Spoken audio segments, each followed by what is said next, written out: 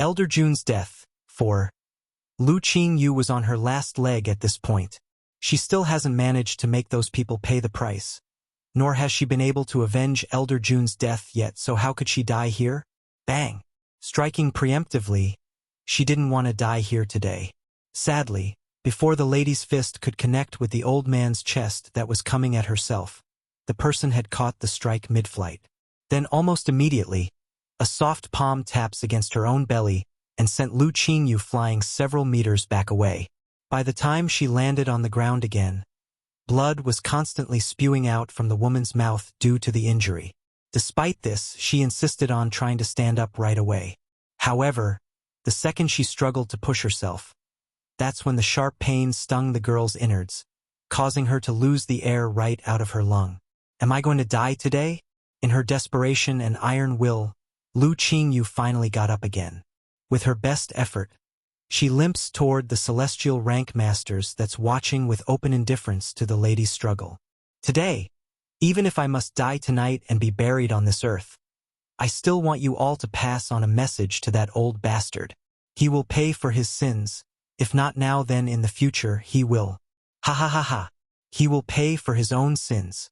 When crying out the last part of her sentence, the lady had already fallen into a maddening laugh that could raise a person's hair. It's very eerie and creepy. Once she was done with her antics, Lu Qingyu did not intend to run anymore and made a sarcastic smile on that bleak face in anticipation for the oncoming attack. Against this behavior, the pursuers didn't say much, only exchanging a glance among themselves before releasing a glow of green around their fists. They know very well what this girl could do or what she couldn't do. If they so much as slapped her with their current strength, it's still more than enough to kill her on the spot at this point. Who is so bold to fight at the demon realm's gate? If you people want to fight, then get lost. Disturbance will not be tolerated. From out of the blue, an old and solemn voice rocks the air, deafening those who were unfortunate enough to be caught in its shockwave. Next second later after that statement, an old figure gradually emerges from the void and left the pursuers stunned for a brief moment. They never thought someone from the demon realm would show up here. This is the spirit realm's private business. Do not interfere. One of them speaks up after deliberating on what their options are. It's not that they're afraid of the newcomer, they're also celestial rank cultivators, of course, but this wasn't the right timing to start a war with the demon realm. At least not in the open yet. Lu Qingyu, on the other hand, didn't care what her enemies were thinking. In her view, this stranger was her salvation, and the light in her eyes immediately began to burn with life. Nearly shouting in her voice due to the excitement, "This demon senior, I am Lu Qingyu, a subordinate of your queen. Please save me." That did it. Right before the newcomer wanted to leave, he stopped after hearing the lady's screaming plea. Turning to stare down at the female, a frown appears on that old face. "Did you just say our queen is your mistress?" Nodding fast to answer, "I've already submitted myself to her before. Her Highness can prove my identity. I beg you, please save me. These people want to kill me." Those pursuers never expected Lu Qingyu would be related to Bai Yan. Exchanging a look between themselves for the second time, they were of the same opinion and that they couldn't wait any longer. Whether this newcomer was dangerous or not, it doesn't matter. Their only mission was to kill the lady, and that's exactly what they are going to do. However, right before the group could rush in front to pummel that body to mush, the old senior in the air finally took action.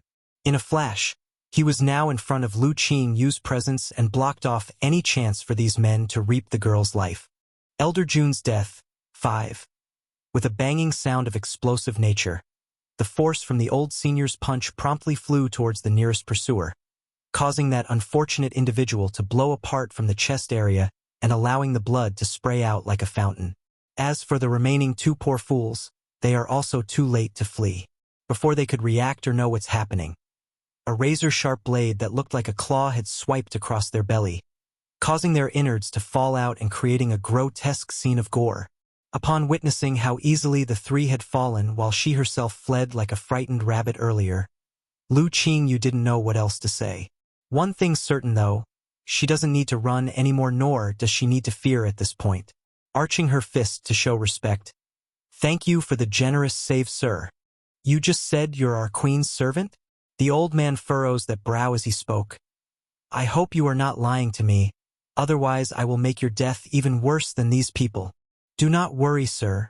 You will know I'm speaking the truth as soon as we meet Her Highness. Only with that promise did the senior release the frown. You don't need to keep calling me sir. I am first elder of the demon realm, so you can call me that. By the way, why are these people hunting you? Lu Qingyu's body quivered for a second upon remembering her goal, that face showing a touch of hate as she spoke. I am the Spirit Lord's daughter. Not long ago, because I was fed a type of poison, I am now Her Highness's servant. She made no effort to hide the part about her origin. It's true the lady didn't submit willingly at first, but now she's fully on by Yan's side. But mistress didn't keep me by her side and sent me back to the spirit realm. She wanted me to spy on that man. Of course, the man she's referring to was He Feixiang, the Spirit Lord. The girl would never call that man her own father. One, because he's not worthy, and the other, she hates him to the core.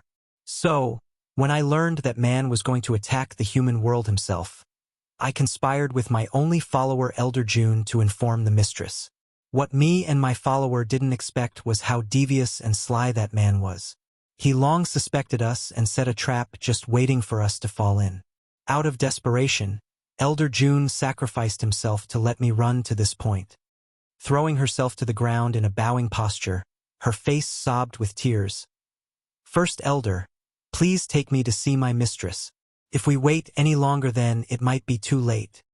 Raising the girl from the floor with his own hands, First Elder didn't rush and explain the issue here. Her Highness is not here in the demon realm, nor is she in the human world, so you won't be able to see her for now. But you can follow me back to the palace and wait for the queen. Then what about those in the human world? That man already knows of my betrayal. He will surely rush to attack that land. A river of blood will flow if we don't act. First Elder didn't comment on that. Come back with me first. We will discuss this at the palace and make arrangements. Okay. Clenching her lip, Lu Qingyu knew this was the best option at the moment. What's more, she's very aware of Bai Yan's relatives being in the human world still, so the demon realm wouldn't ignore their presence. Not wasting any more time, First Elder turned for the gate leading into the demon realm with Lu Qingyu in tow. And thanks to his identity, the demons patrolling the palace didn't stop the pair or check the lady's identity. The whole trip was smooth and unobstructed. However, it doesn't mean the senior would just simply trust a random lady he met in an outing. Right after he left the girl to her own bidding in the room he arranged for her, First Elder immediately called for a palace guard and muttered something into the other person's ear. Keep a close eye on her. Yes, First Elder. The guard arched his fist and complied by retreating into the shadow. P1. Elder June's death. 6.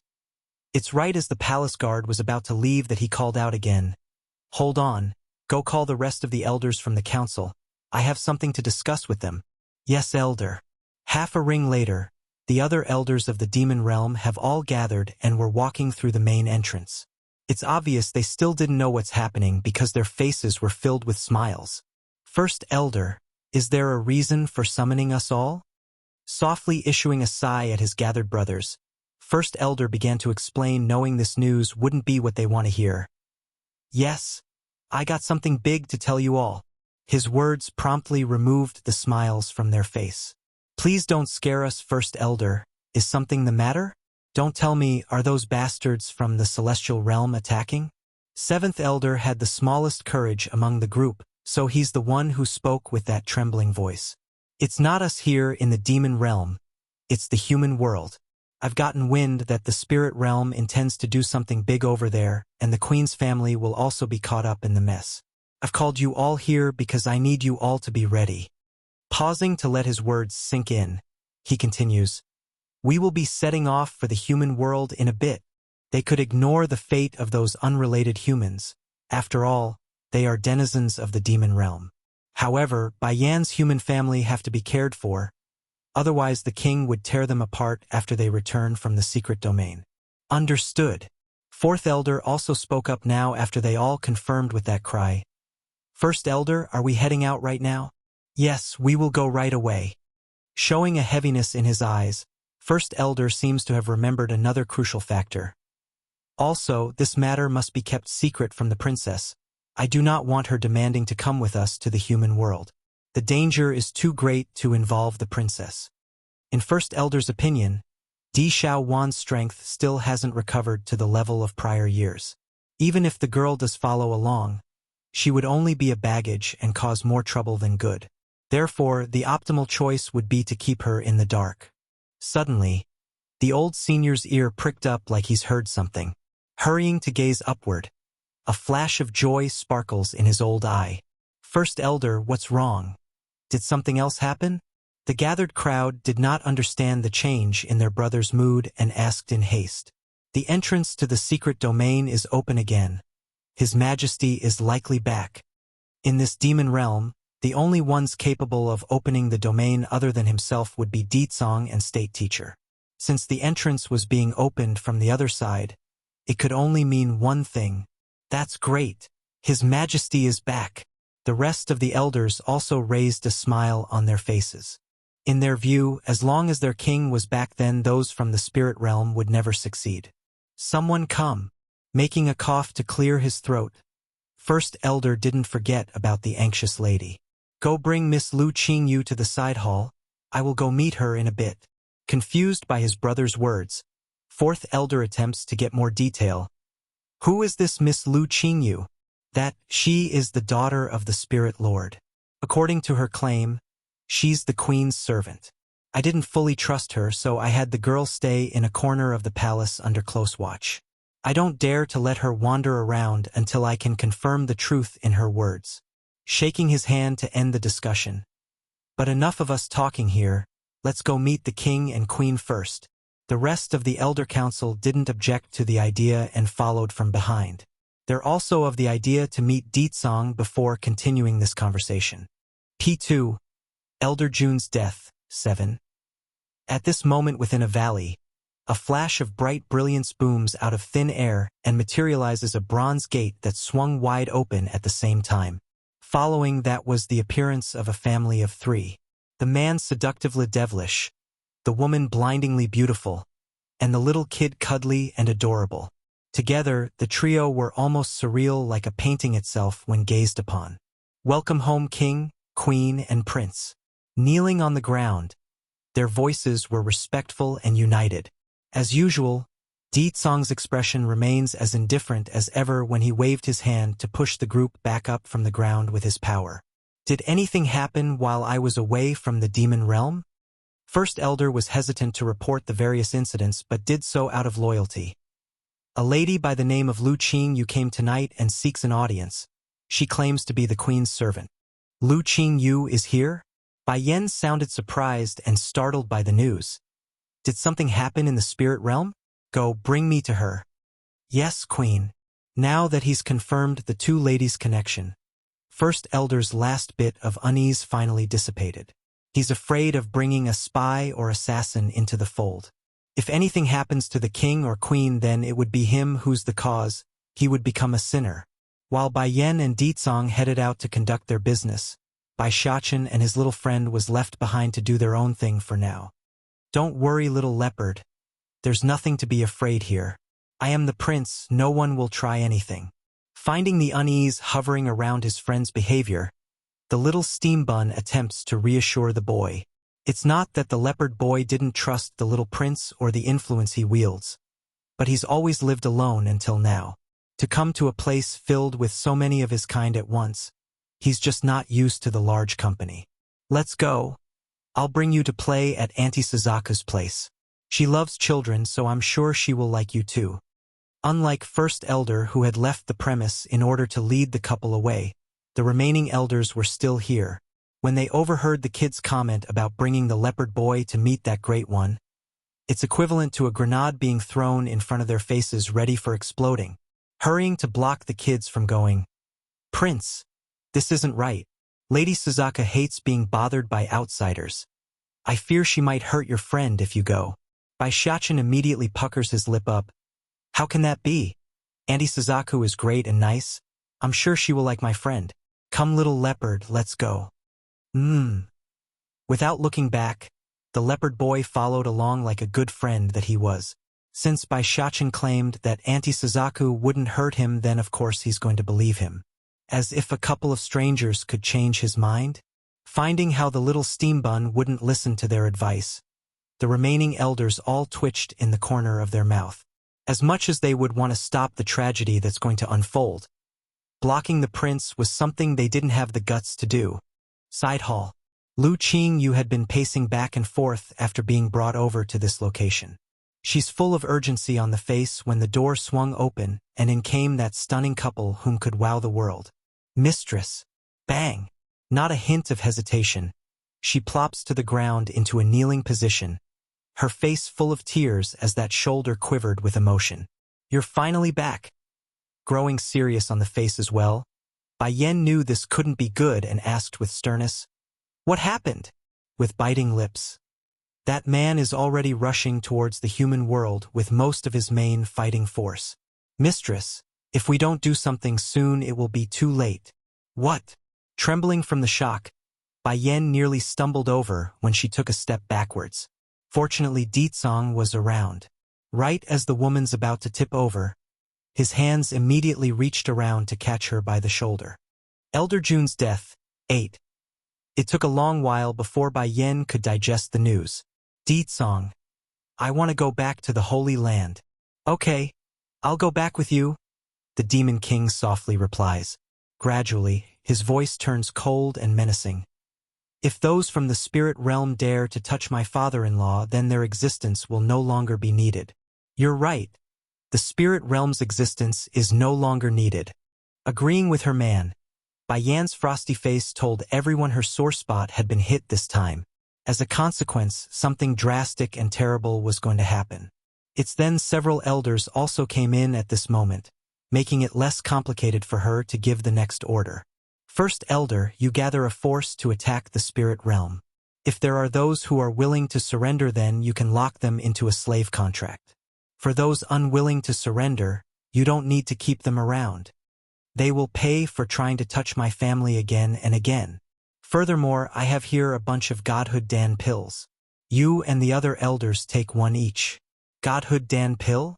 First elder spoke up due to the doubt they had. Queen, these Godhood Dan pills can help those at the saint rank break through to the celestial rank in one go and without side effect. After throwing this bomb out there, Bai Yan didn't say more and turned for the exit. However, right as she does so, Lu Qingyu's voice interjects.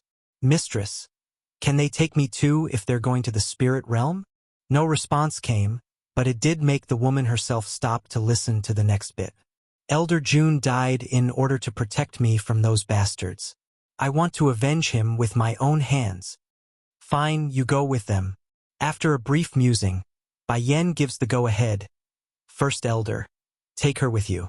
She didn't get the full story yet, so the death of that old senior was news to her, and an unexpected one at that. It's true they had been in a dispute when their connection started, but Bai Yan didn't hold any bad feelings for that old man, and, undeniably, Bai Yan holds a certain level of responsibility for Elder Jun's death, since they only ran for it in order to bring news of the attack. Ditsong, let's go. After dropping this sentence, Bai Yan completely removes herself from the side hall. Ever since Bai Yan left the human world to rescue her own boy, the Holy Land has been at peace for a while now. Even so, the occupants here didn't relax. Their emotions were still tense, fearing who knows when the people from the spirit realm would attack again. Sure enough, on this bright sunny day, a dragon flying through the sky had shattered this calm with his outcry. Not good. Not good. Those people from the spirit realm are coming again. Everyone hide. Just like the huge fella, the rest of the demons patrolling the Holy Land's grounds promptly broke through the main gateway and scrambled to find a hiding spot. They didn't want to die in vain. How many of them came this time? Lord Chu Ran goes white as well when inquiring for more detail. It's estimated to be about 20 or so. 20 or so. Then that's good. The number isn't too large, we still have a chance to handle this. But the dragon remains worried. Those people are very strong, stronger than the last batch of celestial rank cultivators. What? Chu Ren shuddered from that. What do you mean by that? The 20 or so are all celestial rank cultivators. Elder June's death, 9. The dragon nodded while his tone remains unsure. How can we resist with that many celestial rank cultivators? Even if there are Sir Little Rice and Lady Tsing-yi here, we still wouldn't be able to fend off that many. Lord Chu Ran remained silent for a while. Turning to Bai Chongfeng of the medicine sect and the rest, he finally spoke. Since we are all at the celestial rank now, we must shoulder the responsibility. Later, when the enemies come, let us go confront them until Bai Yan's return. Maybe we will still have a chance at salvation if that lass comes back. Okay. Bai Chongfeng then turns to the crowd behind himself after giving that confirmation. You all wait here. No matter what happens next, do not come out. After throwing that order down, he left for where the Holy Lord stood without any regret in his behavior. Against this picture, Little Rice could only shake his head in acceptance. Tsing-yi, get on my back. We will also go stop those people. The dragoness didn't object to the idea. In a smooth flip, she was now up on the tiger's back and off they went like the wind itself. Meanwhile, over at the main gateway, the two doorkeepers were still standing in their post. Despite the shivering appearance, they didn't leave. One for a sense of duty, the other being Lord Chu Ran still hasn't given them permission. Lo Lord!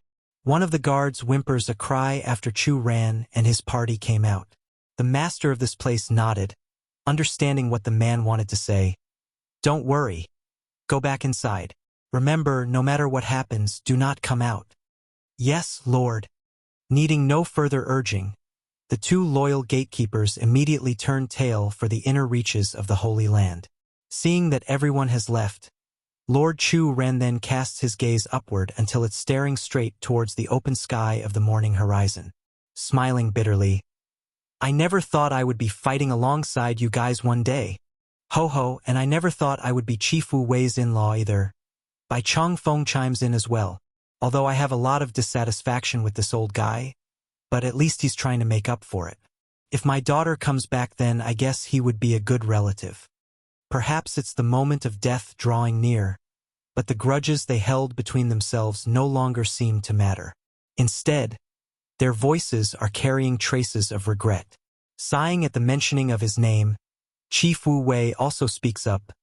I'm sure she will return one day. My son Yunfeng is still waiting for her. You don't need to worry about that. After saying that, the Misty Fairy House's chief then turns to his own wife with gentle care. My love, are you afraid?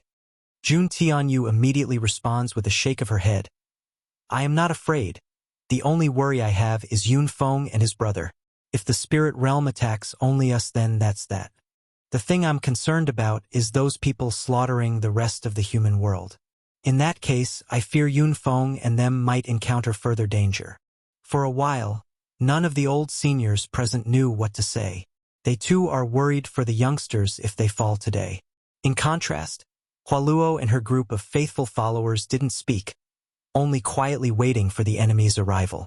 To these people who were once struggling to survive at the bottom of the feeding barrel, death wasn't something they feared. It's humiliating themselves without putting up a fight. Then, without giving them more time to dwell on or lament the matter, several powerful auras hit the group like a powerful tidal wave. All faces turned a shade whiter as they gazed up to the source in the sky. Elder June's death, 10. In the endless sky, more than 24 figures stands floating there against the bristling breeze. Their eyes are sharp and menacing as they stare down at the defenders of this holy land. He's a middle divine. Tsing Yi's complexion changed greatly upon recognizing the power of the leader. What is a middle divine? Bai Chongfeng turns around and asks the dragoness with a furrowed forehead. Take you all for example. Since you only recently broke into the celestial rank, you would be considered bottom divine. Then there are the middle divine, high divine, demi-divine lords, and true celestials afterwards in that order. Bai Chongfeng and his peers were all stunned by this news. They did not expect there to be so many variations within a single rank which was non-existent in the previous levels prior.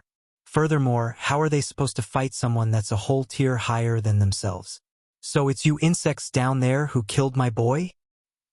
Fei Xiang glares down at the group below on the ground, his eyes slowly narrowing into a sharp slit that could shoot daggers if he tried. Little Rice was the first to step forward. I am the one who killed your son. What about it? That bastard dared to cross my mistress and her family. He deserves to die. Boom! Exploding with power, Fei Xiang completely releases his aura to press down at the tiger. As a result of this feat, Little Rice nearly crumbled into the dirt due to the mountainous pressure. Despite his bones being nearly crushed and making a creaking sound, the stubborn tiger didn't relent and forcefully pushed himself back up through gritted teeth. Little Rice, going white from this, Xing Yi exclaims and hurried over to her companion's side to help support him. Then, with fierceness in her own eyes, glares right back up to the spirit lord in retaliation. Humph! Fei Xiang huffs a grunt upon seeing the resistance. What wrong did my son do? You insects took his life and is still unrepenting. Now I will make you all pay for his death. But surprisingly enough, having this many celestial rank cultivators gathered in one place did catch the spirit lord off guard. Now it made sense on why his son would perish during the first assault. It looks like I really did underestimate these people. If I had known there are so many variables involved, I never would have sent him along. Your son killed so many innocent people, and he wanted to slaughter the entire continent of its occupants. You're telling me that's not wrong? Xing Yi snickers a laugh of irony at the man's logic. Ha ha ha! The spirit lord went mad with laughter at that rebuda, allowing his echoing voice to spread across the entire Holy Land. Nothing but a bunch of insects, as if their lives are comparable to my son's life? He came at my order. He did no wrong. On the contrary, you bunch here are unforgivable. How dare they compare my boy's value to themselves? He's hundreds if not thousands of times more important. Spirit Lord, one of the old elderly attackers spoke up then. I get the sense that they're trying to stall for time. We shouldn't waste any more effort with their nonsense, so let's just kill them. Fei Xiang nods with indifference at the idea, his bloodshot eyes sweeping through the group beneath. Today this world will know my wrath. I will use the blood of all your lives to honor my son. Lord Chu Ran of the Holy Land knew a battle was inevitable at this point. Taking a deep breath, he draws his long sword and charged for the group of attackers that's also moving for his position after they got permission to begin. Chu Yifeng's return. 1. Foolish pig. Fei Xiang didn't even need to move while up in the air. While he snickered a laugh, a huge shockwave suddenly explodes out of his body and smacks right into Lord Chu Ran's chest, sending the other fella falling right back down to the dirt. Chu Ran! Bai Chong Feng and the others exclaimed with great fright at this scene. The poor man was puking blood like a fountain, and they feared he might die at any second. Thankfully, the group still had the healing pills Bai Yen left for them, and that stabilized Chu Ran's condition after taking one. Not going to bother with the fool who dared to challenge his might, Fei Xiang returns his gaze over to the tiger. This white tiger killed my son. He will be the first to suffer. As for the rest of you here, I will personally deal with you all afterwards. Oomph! Wiping the blood from the mouth, Lord Chu Ran forces his own aching body up to put up a stand. Even if we all die together today, someone will eventually come avenge us. When that happens, I will have nothing to complain. Ha ha ha! Besides, your son's death is inseparably related to me, said the Holy Lord with a sarcastic tone. If you have the ability, then come kill me first. I have never cowered before anyone. The provocation infuriated the Spirit Lord and definitely irked the man's ego. Did you not say you're going to avenge your son? Come on. I'm right here. If you got the ability, then come kill me. Chu Ran, going white in the face, Bai Chong Feng hurries to pull at his peer's arm, whispering, "Have you gone crazy? This is not the time to be getting rash and running out on your own. Furthermore, what's with the provocation? You don't want to live or something?" Chu Ran smiled bitterly in response. Last time my Holy Land got lucky and the reinforcements from the demon realm came in time, but it's obvious we won't have such luck today. It's as the Holy Lord says. The last time they only managed to bide for time due to the island's barrier. Without that option available, what other choice do they have besides hard resistance? Sure enough, The medicine lord releases his grip around the man's arm and made a bittersweet smile of his own. To Bai Chong Feng, he's experienced many dangers over his long lifetime, but to be taken down like this was just sad for him. Turning back up to the old man in the air, Chu Ran continues to make his stand. Come then, I can bear anything you can throw. To this lord and master of the Holy Land, he's never feared death. However, if he had anything to say he couldn't let go, it would be his two children. Closing those eyes to reminiscent Chu Yifeng and Chu Yi's face in his mind, the man immediately shoots them back open with absolute determination. Ho ho! The spirit lord bit the bait as expected, snickering with anger. You want to die? Fine, I will oblige your request in full. Boom! In an instant, the man's body transformed into a gushing storm as he swooped downwards for Chu Ran's head. However, despite the Holy Lord not moving and having his eyes closed to anticipate the oncoming punches, nothing came. Seconds later, finding it to be quite off, Chu Ran slowly opened his eyes again to an unbelievable scene. Chu Yifeng's return, too. Despite having only that back facing himself, Chu Ran could still immediately recognize who that pristinely white figure was. Feng? Feng, he's back? The new entry didn't respond to the name, only staring up to the foe using those frosty eyes that could slice a person if they crossed his path. Bang! Giving a slight shove of force, Fei-Xiong was promptly repelled backwards by several meters in length due to the act. Who are you? The spirit lord asks with shock apparent all over that face. This land still has people who can resist my attack. Chu Yifeng. His answer was bland and indifferent, just like someone believing it's a waste of energy to even respond. Chu Yifeng? He is Chu Yifeng? Chief Wu Wei nearly popped his eyes out over that name. He's lived his life out inside the isolated Misty Fairy House, so it's no surprise that this chief never seen the young man before. So this man in white is that very young man? I've heard he's a real talented person. But isn't this a little too much for mere talent? I don't care who you are. Anyone who crosses me today must die. There's fire spewing out of the Spirit Lord's eyes right now when he made another swing at Chu Yifeng's body. Sadly for him, though, it was a mistake because the attack did not connect. Instead, his punch was firmly caught by the young man's own hands. I don't care who you are either. Those who trespass onto the Holy Land dies. Following every word from the young man's mouth, Fei-Xiong would feel increasingly more uncomfortable, like blood's going to gurgle out of his throat. Next thing the Spirit Lord knew was a sudden sharp rise in the gripping pressure around his own fist. Clack! That's the sound of bone breaking, and it was his. Little Rice didn't miss this at all and sparkled with deviousness. Young Lord, these assholes are here to steal my mistress's miracle. They want to hurt my mistress. Boom! A huge surge instantly seeped out of Chu Yifeng's body, causing his whole existence to become dangerously cold.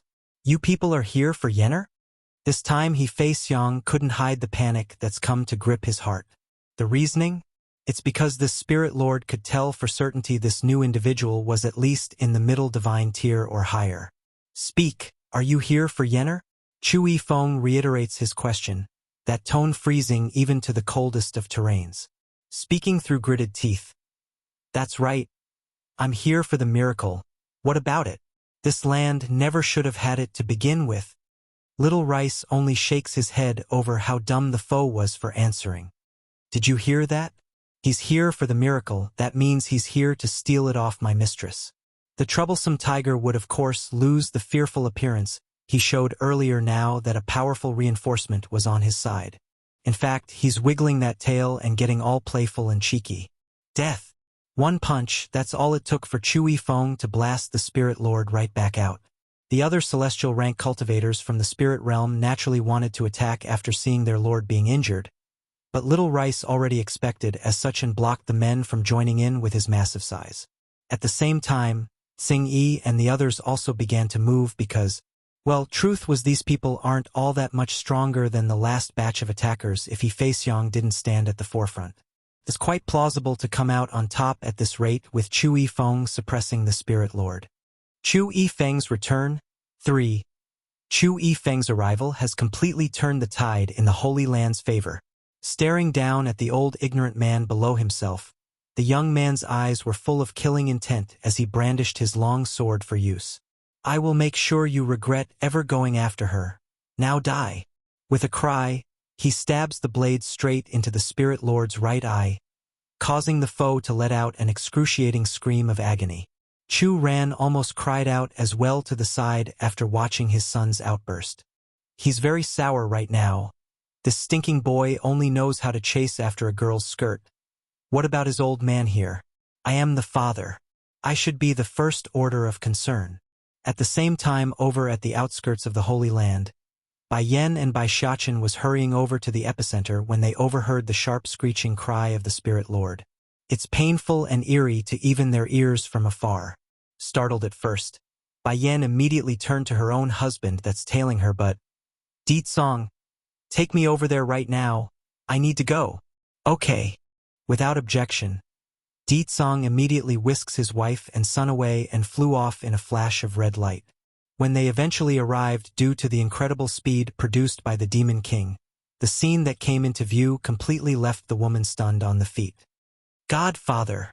Breaking free from his mother's arm, Bai Xiachen throws his tiny little body at the handsome man wearing the white silky robe. Due to the heat of the moment from the fighting, Chu Yifeng's sword had wanted to slash down again at the unexpected entry. However, the familiarity of that cuddly voice promptly stopped the act mid-track and allowed the kid to throw himself into his stomach. Godfather, I miss you so very much. Hugging that thigh, the little steam bun had stars shining in his eyes when staring up to the man's still unreadable face. Finally realizing what's happening, Chu Yifeng's eternally cold face softened, giving the kid a rub on the head. This person then immediately turned to look over to the oncoming woman. In this moment, his eyes were seemingly in a trance, like he's recalling back to the scene of their first encounter. Back then it was Elder Zhengqi and his brothers who brought back the blood-stained girl. At first he couldn't even see through to that face due to all the grime and red. However, his attention never did leave the lass due to the baby boy in her arms. How could one be so severely injured and still care for a child? Well, Bai Yan did it back then. Despite not having a single good patch of skin left on her body, the lady not only kept her boy safe from harm, she wouldn't even let a single droplet of blood to get on the kid's clothing. That's right. It's her strength and courage that's won Chu Yifeng over. It's not her face. It's not her beauty or talent. It's her perseverance to do what's right. In that second when they met, the seed had already been planted. Perhaps in this lifetime he would never be able to rid himself of her image and glory. Yenner, it's been a long time. You look just as beautiful as you are ever. Of course, the latter part of his sentence could never be said aloud towards this woman and could only be kept firmly inside his heart now. It's been a long time indeed, Yifeng. Bai Yan draws a mesmerizing smile of her own, recalling back to their last encounter at the fighting competition over in the Lu Hu Kingdom. Even if she couldn't fall in love with him, he's still an important member of her family. That fact won't change no matter what. Has he been good to you? After musing over his response, Chu Yifeng still ends up throwing this nonsensical word out there. Going black in the face over the question, Di Tsong immediately got all defensive and wrapped his arms around Bai Yan's waist. She's my wife, so of course I will love her with my all. That you don't need to worry. Chu Yifeng's return. 4. As if he's unable to hear the Demon King's words, Chu Yifeng's focus remains entirely on Bai Yan's body. To him, it's as if the world doesn't exist and only this woman does. Not minding the extra attention, Bai Yan knew she must first appease Di Tsong's hand before turning back to the kind man. Smiling on the face, Yifeng, you don't need to worry about me. He's been very good so far. Also, I'm pregnant with another child again. The news instantly made Chu Yifeng's hand tightly grasp into a ball. This should have been a joyous occasion, but to him, this only felt like a hand was ruthlessly ripping at his heart and causing excruciating pain. But in order to not make the woman in front of himself worry, his handsome and pristine face only showed a gentle smile. Then I am happy for you. In this life, I only want you to live well, and that's all I want. Hearing this from the sideline, Lord Chu Ran could only sigh at the pair's relationship. He's a father, so of course he would want his son to have happiness. Sadly, love mustn't be forced, and he knows that much. What a shame this is. Yenner, what did you just say, you're pregnant again? Bai Chongfeng apparently forgot the situation they're all in and stepped out to ask, his voice trembling with excitement. It wouldn't be that you are deceiving us old guys, right? Bai Yen chuckled at her grandfather's outburst. However, before she could respond to that doubt, the little steam bun had already broke away from Chu Yifeng's leg and cocked his tiny head upwards with a proud face. Mother is pregnant with a little sister, my little sister. I will protect my little sister from now on and not let those bad people hurt her, especially baddies like Batty Father. I will protect my little sister from people like that. The poor woman almost wanted to cry at her boy's logic. Bai Yen could already see her future son-in-law being driven away and knocked to level. An overbearing father-in-law, a brother-in-law with a little sister complex. Who could handle such a relationship? In the end, the one to suffer would be her own daughter, the future baby that's going to come into this world. Lord Chu Ran, grandfathers, grandmother, and my Shifis, are any of you injured? Asked Bai Yen with an apologetic face for coming late. Bai Chongfeng shakes his head at the inquiry. It's thanks to young Yifeng over there who came in time. Thanks to him, none of us is hurt. He didn't need to elaborate on what comes next because everyone knew the other outcome would only be negative. They really need to give thanks to the young man afterwards. They owe him their life. Eased by the confirmation, Bai Yen figured it's time she dealt with the one who caused all this. Smirking at the injured, he faced Yang. So you're the spirit lord? The old man shuddered at being their focus. Fei Xiang had already recognized Di Tsong's identity as soon as the Demon King made his appearance, so he didn't say nothing. Di Tsong, help me abolish his strength and then have someone send him back to the spirit realm. Bai Yen spells out her wish, leaving her grandfather and the rest confused as to what she intends to accomplish by doing so, contrary to the confusion felt by the others. Fei Xiang, on the other hand, only felt a ray of light shining down on his injured self that was missing an eye. Is this woman going to let me go? Bai Yen didn't explain, though, despite all the looks coming her way. Making a lazy stretch. I am tired, so I'll go rest first. Shachen, let's go. Okay. The little steam bun didn't delay and hurried back to his mother's side, that face showing innocence and joy at being able to share a bed with Bai Yen again. As for the remaining celestial ranks here, grandfather, you and the rest can handle them. This is a good chance for you all to test your strength for consolidation. Giving a yawn, she then promptly led her boy for the inner parts of the Holy Land. Chu Yifeng's return, 5. After testing herself and discovering she's pregnant, Bai Yen has gotten into the habit of taking naps whenever possible. Sadly, regardless of how much she sleeps, that endless fatigue just couldn't go away. This little one in my tummy, it can't be a lazy one, right? Rubbing her own abdomen, a faint smile slowly evokes out of Bai Yan's face. If not, then how else was she supposed to explain her current condition of being so sleep-prone? Mother, it's fine if my little sister is lazy. If she doesn't want to walk, then I'll carry her. If she wants to sleep, then I will keep her company. If she doesn't want to eat, then I'll feed her. You mustn't ditch her just because she's lazy. Out of fear for Bai Yen abandoning the unborn baby, Bai Shachen hurried to beg in place of his expected sister. But what if it's a little brother? She asks with amusement all over her voice. The little steam bun didn't reply right away.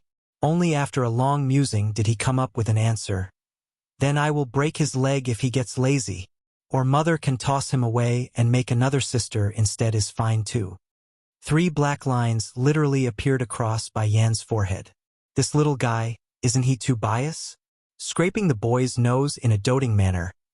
Didn't you say you want a little brother to help you manage the demon realm? If he's lazy, then he won't be willing to be the crown prince. In that case, I won't be able to accompany my little sister to wander the world and enjoy the various places. If not, why don't mother make another that's less lazy? For Bai Shachen, a little sister must be used to dote, while a little brother could only be used to abuse. If this baby really is a boy, then he will cry if he hears your word, Bai Yen said with a sigh. Tilting his head in a pondering manner, the little steam bun suddenly lights up with a light bulb hovering above his head. In that case, I won't beat him at least. If mother tosses him, then I will just go pick him back up. No big deal. I can always make him wear a dress and put on makeup. Using him to practice is not bad. It will give me experience for my future little sister. A puff of mushroom smoke explodes out of Bayan's head right then and there. For a second, she's discovered how difficult it would be for her second child if it's really a boy. It's going to be bad enough having Deetsong and this little steam bun being so gender biased, but this was too much. But a really sweet smile comes off of the boy as he reached up with his hands to touch her belly. The baby will definitely be a sister. Little sister already told me she's coming, so it can't be anything else.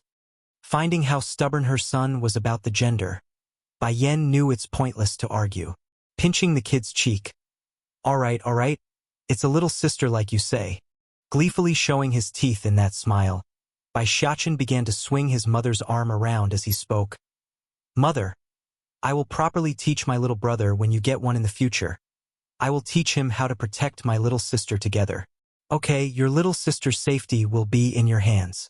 Greatly enjoying herself as well, Bayan tickles her boy's nose before giving her following instruction. Xiachen, go call Dragoni and them over. Oh yes, call Mo Lishang, handsome youth, as well. Okay, mother. With a pop, the little steam bun sneakily gives her face a kiss before running off with his little legs in the other direction. Watching her son's behavior, Bayan just couldn't resist a chuckle as she rubbed her own belly. I wonder how disappointed he will be if this child is not a girl. Just when the lady was busy pondering on the idea, Xiachen had already returned with the group like she asked. However, it's far faster than she expected. Clearly they were nearby to begin with. Dragoni, you mustn't bump into my mother. She's now pregnant with my little sister, so you must be gentle. Xiachen comments upon seeing how the little missy was about to rush at Bayan out of excitement. Elated with joy on the face, Dragoni cries out with glee as well. Really? Mother, you really have a baby? Chu Yifeng's return, 6. That's my sister, not your sister, and this is my mother. Xiachen did not get the news regarding his new godsister, so the kid immediately got irate after hearing that sentence. Xiachen, intervening since it's her fault for not bringing the topic up earlier, Bayan attempts to explain.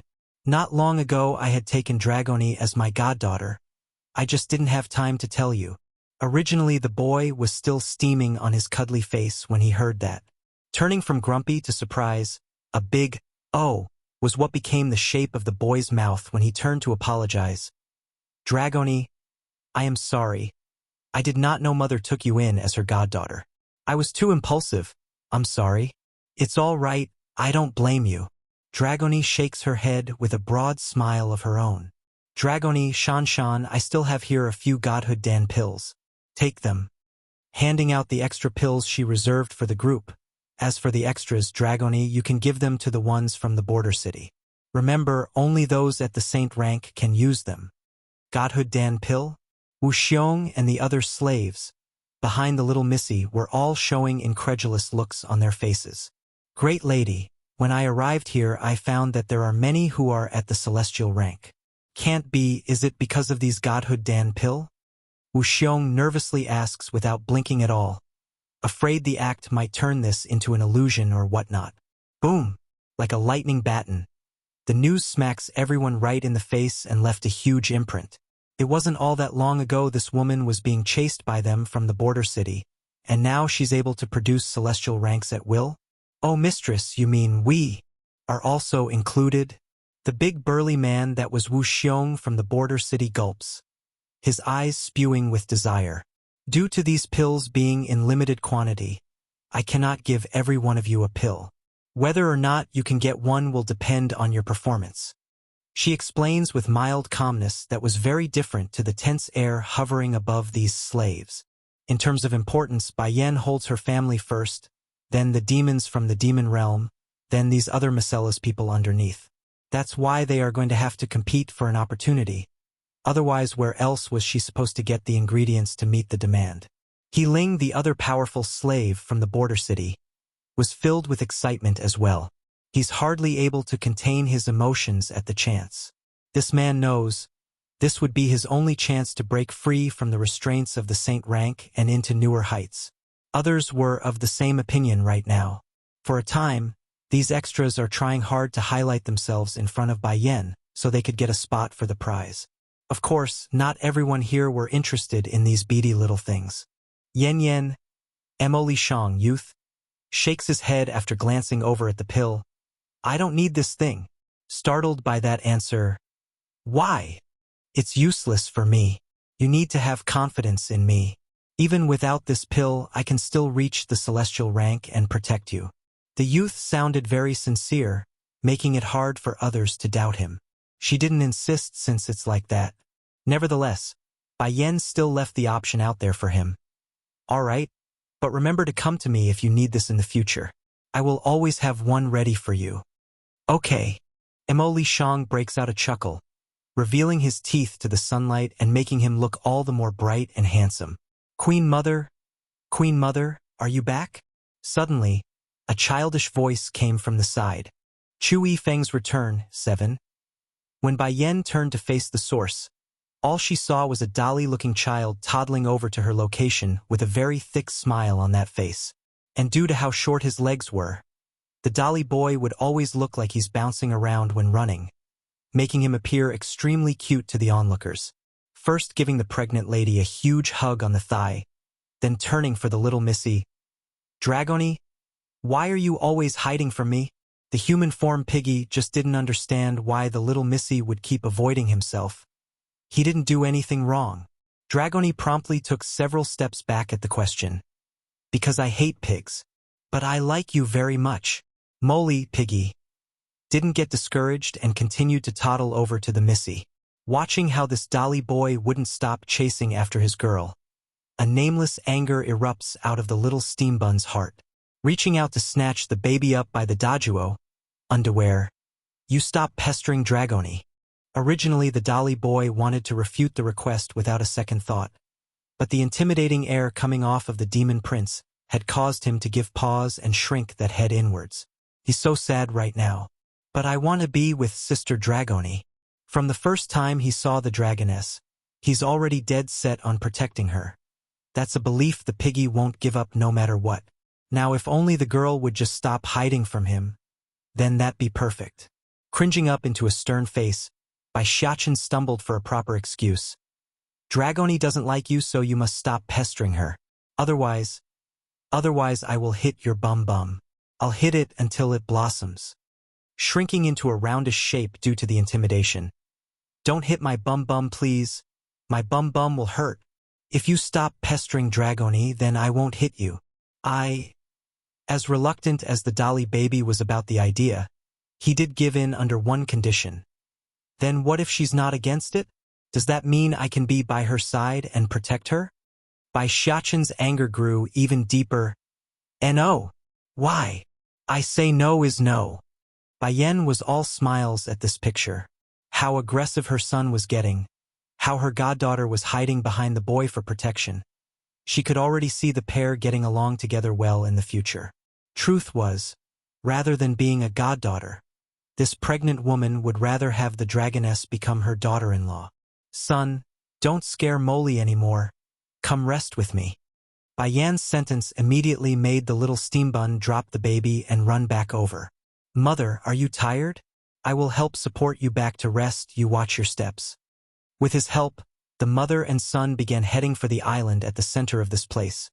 But that's not before the boy called out to her newfound sister. Dragony, why are you still standing there? Come help me with mother. Dragony's eyes lit up at the beckoning. She's elated to be able to help and hurried to help support Bai Yan's other free arm. To be treated like a patient by both her children, Bai Yan just couldn't help but make a helpless smile. I am not this weak yet, but you too. You look so adorable, like a nice little couple. What is a little couple? Asked Dragony with a clueless voice. Dummy. Bai Xiachen knocks the girl's head. You are so dumb. A little couple is people like mother and baddie father. Oh? Dragony nods her head like she's got it now. But me and Gidge, older brother, are siblings. I don't want to be a little couple. Bayan's face got all black with lines running through it. She did not expect the one to reject the idea to be the girl here. Normally, in these situations, it's the boy who does the refusal out of embarrassment. Chu Yifeng's return 8. Bai Xiachen also nods his little head in seeming agreement. Mother, Dragoni is right. We are brother and sister, so how can we be husband and wife? Wouldn't that be incest if we do so? Bai Yan's face grew even more black as her throat garbled for a proper response. It's as if a rock just got chugged down the poor mother's throat and left it there. Where did they learn such words? Moreover, they are not even related by blood. Since the two little fellas had no intent for each other, then that's fine. It's not like Bai Yan must have them become a pair. After all, love mustn't be forced. Whatever they do would be their own choice in the future. Spirit Realm. Standing above in the bristling air, Lu Qingyu was currently gazing down at the crying and pleading group of people that once brought nightmare into her life. She's feeling absolutely refreshed and pleased to the point where her lips had curved into a grin. These people, they're finally getting retribution. This lady would never forget how these people treated her mother after she lost favor. The humiliation, the ridicules, and the laughs. Those pictures would never leave Lu Qingyu's mind. But now her revenge has come, and they are going to pay for everything. First Elder. Fourth Elder gallops over from the distance, his face smiling when reporting. We are almost done here with this group, and some of them are willing to surrender to us. What should we do with them? Nodding in understanding. Let them enter into a slave contract with me. I will let them live if so. On the contrary, if they refuse, then kill them as is. All right. With the permission granted, Fourth Elder promptly went back to the holding compound to drag those who are willing to obey over. Many are shivering hard right now in front of all these demonic beasts parading around their location, ready to tear into their bodies at the first sign of resistance. Heck, some were so scared at this point where their pants had started to urinate, thus creating a foul odor in the air. Everyone listen. Though faint, First Elder's voice was clear and thunderous when speaking to these frightened captives. If you want to live, then be contracted by a slave contract, otherwise your other option will be death on the spot. No rejection came from the gathered crowd at the threat. They're all trembling and hanging their heads low due to the fear they felt. Seeing how there's no struggle, the elder promptly released his aura to blanket over the bunch. Very soon, the ritual for the binding was beginning to materialize and bond with their souls.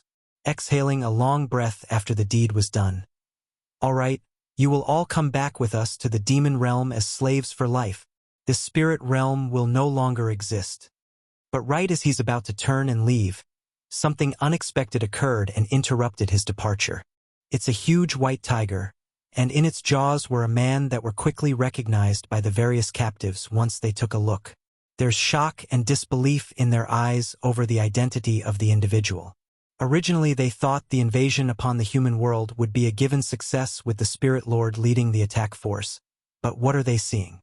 But what's this they are seeing? Fei Xiang's been captured? Flying over with one huge leap, Little Rice spits his baggage out with a grossed-out face. First Elder, this is something my mistress tasked me to bring you. Don't worry about his strength, though. The king already abolished his Dantian core, so he won't be putting up any resistance. Since the moment of Fei Xiang's appearance here, the man's daughter Lu Qingyu could no longer hold back her excited emotion. Covering those lips with both hands, tears came boiling out from those eyes. Fei Xiang finally has his day. Ha ha ha. Talk about retribution and karma. He finally got what he deserves. Look, mother. This man finally got retribution for what he did to us. Chu Yifeng's return 9. You are alive? Fei Xiang's gaze promptly revealed a look of dismay and panic as soon as his eyes met with his daughter's. He just couldn't believe Lu Qingyu was alive, and well, because he had sent several celestial rank cultivators after her that night.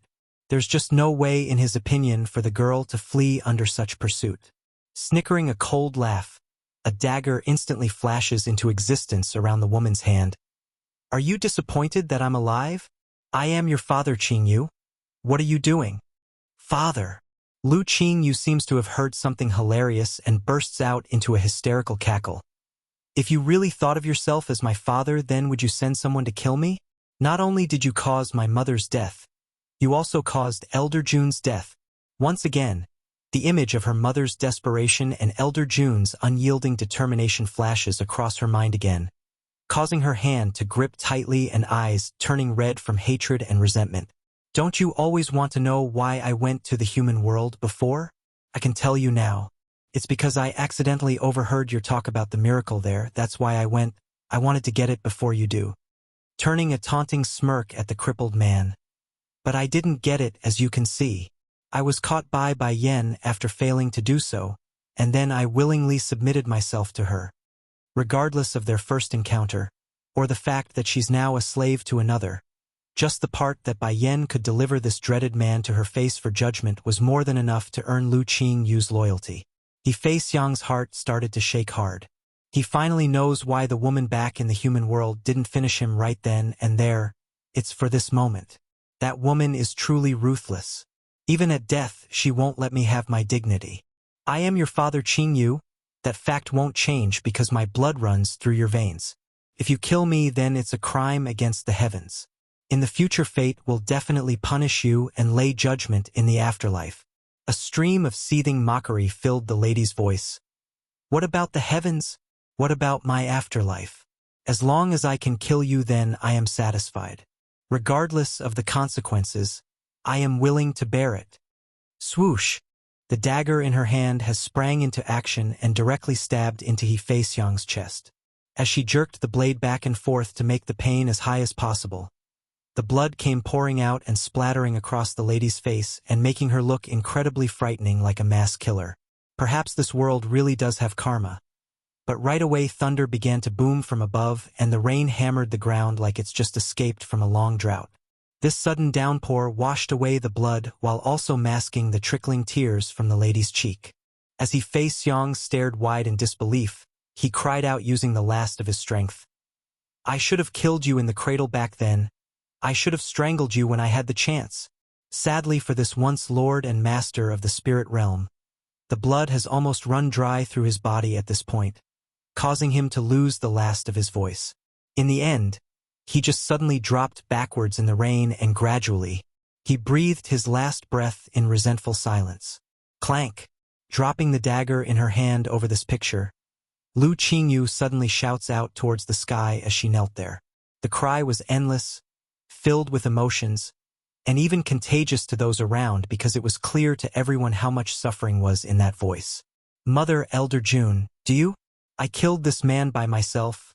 I've avenged you. Unfortunately, you'll never be able to see this. Chu Yifeng's return. 10. Elder Jun, recalling that determined face of the senior in her mind again. I've succeeded, but you're no longer by my side anymore. I've waited a long time for this day to come. Yet when I succeeded, the last of my family has already left me. Slowly standing up from the ground, Lu Qingyu began to wander through the rain like a zombie towards the back mountain. First Elder. Fourth Elder decides to speak up after getting worried from the terrible state the lady was in. Shouldn't we follow her? This girl, she seems to have suffered quite a shock there. Shaking his head over the suggestion. No need, just let her go. These sort of stuff needs to be solved by herself. We can't do anything for her now. Oh yes, remember to go examine the treasury hall here. Those items are to be offered to Her Highness the Queen after we leave this place in a bit. Understanding the first elder was right, fourth elder immediately clambered up and began the cleaning process for this chaotic battlefield. As for the rest of the survivors of this spirit realm, what else could they do when their leader has died before their very eyes? Aside from regret, they didn't show much sorrow for the dead man because they are worried about themselves and what awaited themselves in the future. A while later, Lu Qingyu returns again from the back mountain. But unlike before, she was holding an ash urn in both arms and giving off an air of lonely sadness. First Elder, can I go back to the demon realm with you all? She eventually asks after a long while of silence, answering after a brief deliberation. You belong to the Her Highness, so of course you can return with us. Moving those lips in haste at the agreement. Then can I take my mother's ash with me too? I do not want to come back to this place ever again in this lifetime. That's not a problem. All right, I will also task those underneath me to help your mother find a suitable burial ground. This way she can rest in peace. This girl was Bai Yan's subordinate, so it's reasonable for him to do this small favor. Thank you. As much as Lu Qing, you would want to bring Elder Jun's remains along as well. The senior's body had already turned to dust and disappeared with the wind. The hour's getting late, we should begin heading back to the demon realm soon. First Elder turns to his peers and continued, but this spirit realm isn't bad.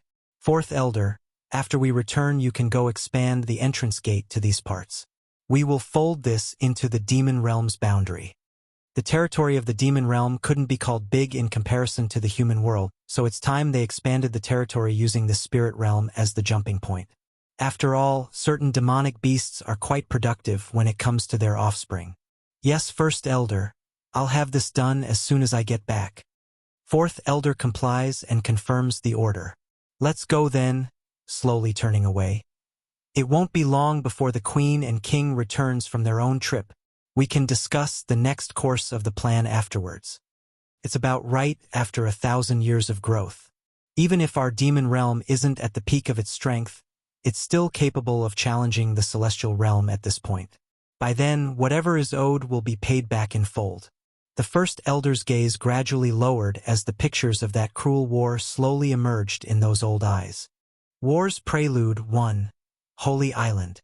At this moment inside the bamboo cabin located at the center of this lake, a woman in red was currently taking a quick nap against the long bench bed with her head pressing against the pillow. Exactly when all was quiet, two little heads suddenly poked out from the doorway, their eyes scanning curiously at the inside. Dragoni, stay very quiet. We mustn't disturb Mother's rest. Putting a finger against his lip in a hush-hush manner, the little steam bun slowly crept forward through the doorway. Despite the boy keeping a low profile, Bai Yan's senses had long picked him up the second he drew close. The only reason she's still keeping her eyes closed was because she's too lazy to open them due to the pregnancy and the fatigue. Gradually the boy and girl had come before the sleeping beauty. With one hand up, Bai Xiaqin gently places it against the still flat belly while he spoke. Dragoni, come touch too. But be careful to not hurt my little sister. He then slowly rubs it back and forth like he's touching some sort of great treasure. Aha! Making that complying sound, the young dragoness also comes forward with her hand outstretched. There really is a sister, my hand felt something kick it. Her eyes are sparkling and filled with excitement when she quickly murmured that comment after giving it a touch as well. Dummy, that's just you imagining things.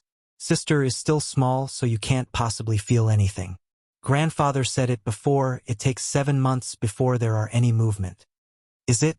Blinking her eyes in uncertainty, Dragoni could swear she felt some movement during the initial contact. Meanwhile, on the other end, Bai Yan could no longer keep her chuckle back after hearing all those childish remarks, thus surprising the poor boy up and making him jerk backwards. Mother, did I disturb you? Bai Xiaqin asks with tears swelling out of those eyes. Smiling right up, Bai Yan shoots the thought down. If you want to touch your sister, then you should do it out in the open. Why be so sneaky? The little steam bun promptly puckered up his lips in grievance. That's because Batty Father won't let us get too close to you, Mother. He's afraid we will be too reckless and hurt you and injure little sister, so not needing to hear more, Bai Yan promptly pulled her son into a lovely hug with one arm while bringing Dragoni into her other one for a matching pair. Zaken, you are my child as well. Even if I have more children in the future, you will still be my most beloved son. Also, you don't need to be so careful around me. I won't get hurt, nor will your little sister because she's not so fragile. Bai Xiaqin finally bloomed a bright smile at that promise. Hooking his arms around the woman's neck in a childish manner. I will be careful from now on and not let anything reckless happen. I can also help protect you, Mother. You are so good. Pleased with delight, she gives the kid a smooch on the forehead to seal the deal. During those days where she was wandering around outside and without anyone to rely on, it was this precious boy who brought a ray of light into her life. Without him, Bai Yan doubted she could have made it through the long ordeal. For that reason, her first son would always carry a special position in her heart, and no one could replace it. Mother, you have a good rest first. Me and Dragoni will go out and play first. Jumping down from the bench bed, the little steam bun makes a gleeful smile as he spoke. I found a really interesting place some time ago. Let's go check it out, Dragoni. War's Prelude 2. Dragoni has always been very obedient, especially in regards to Bai Shachen's words.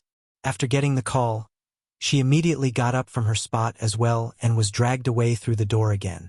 Looking up at the two playful little kids, Bai Yan couldn't be any more happy and allowed herself to return to that lazy position of leaning against the bed for sleep.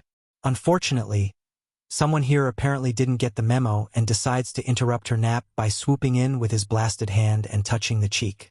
Are you awake? Giving a lazy stretch, she gazes up with an unreadable smile. Did you tell Shachen and Dragoni to not come around me? Ditsong could literally hear the rock dropping in his heart. Pondering on the pros and cons of lying or telling the truth, he decides to nod in the end and come clean.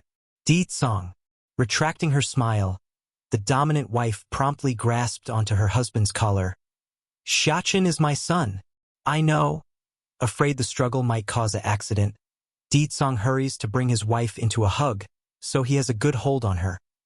I know a woman is the most vulnerable during their pregnancy. That's why I told him not to come by. I was afraid he might hurt you with his recklessness and hit you. Who told you I was vulnerable? She demands with narrowed eyes of daring warning. Your grandfather, grinding her teeth in frustration.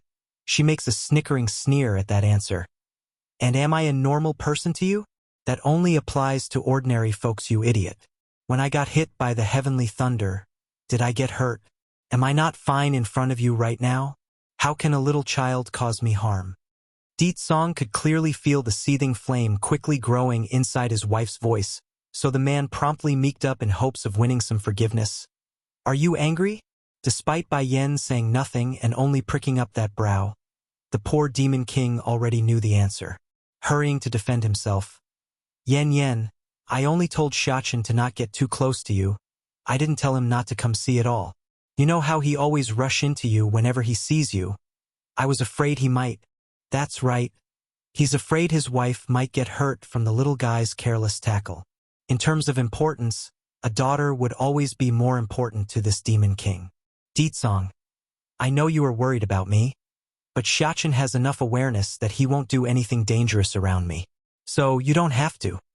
I understand. Next time I won't again. Tightening in his grasp around her waist, the blasted man prints a kiss on her lips before getting permission. Shame though, the act he himself caused had ignited a desirous flame in his lower part which promptly got hard and long. If not for the child in his wife's belly, he would most certainly have a go right then and there. Letting go before he loses control. Yen, I actually came to tell you something. My subordinates that was inside the secret domain have all been summoned back. We're ready to begin the assault against the celestial realm. I want to use the border city as our jumping pad for our forces. That fast? She asks with a hint of surprise. Because I want to give you and our children a secure and safe place to live.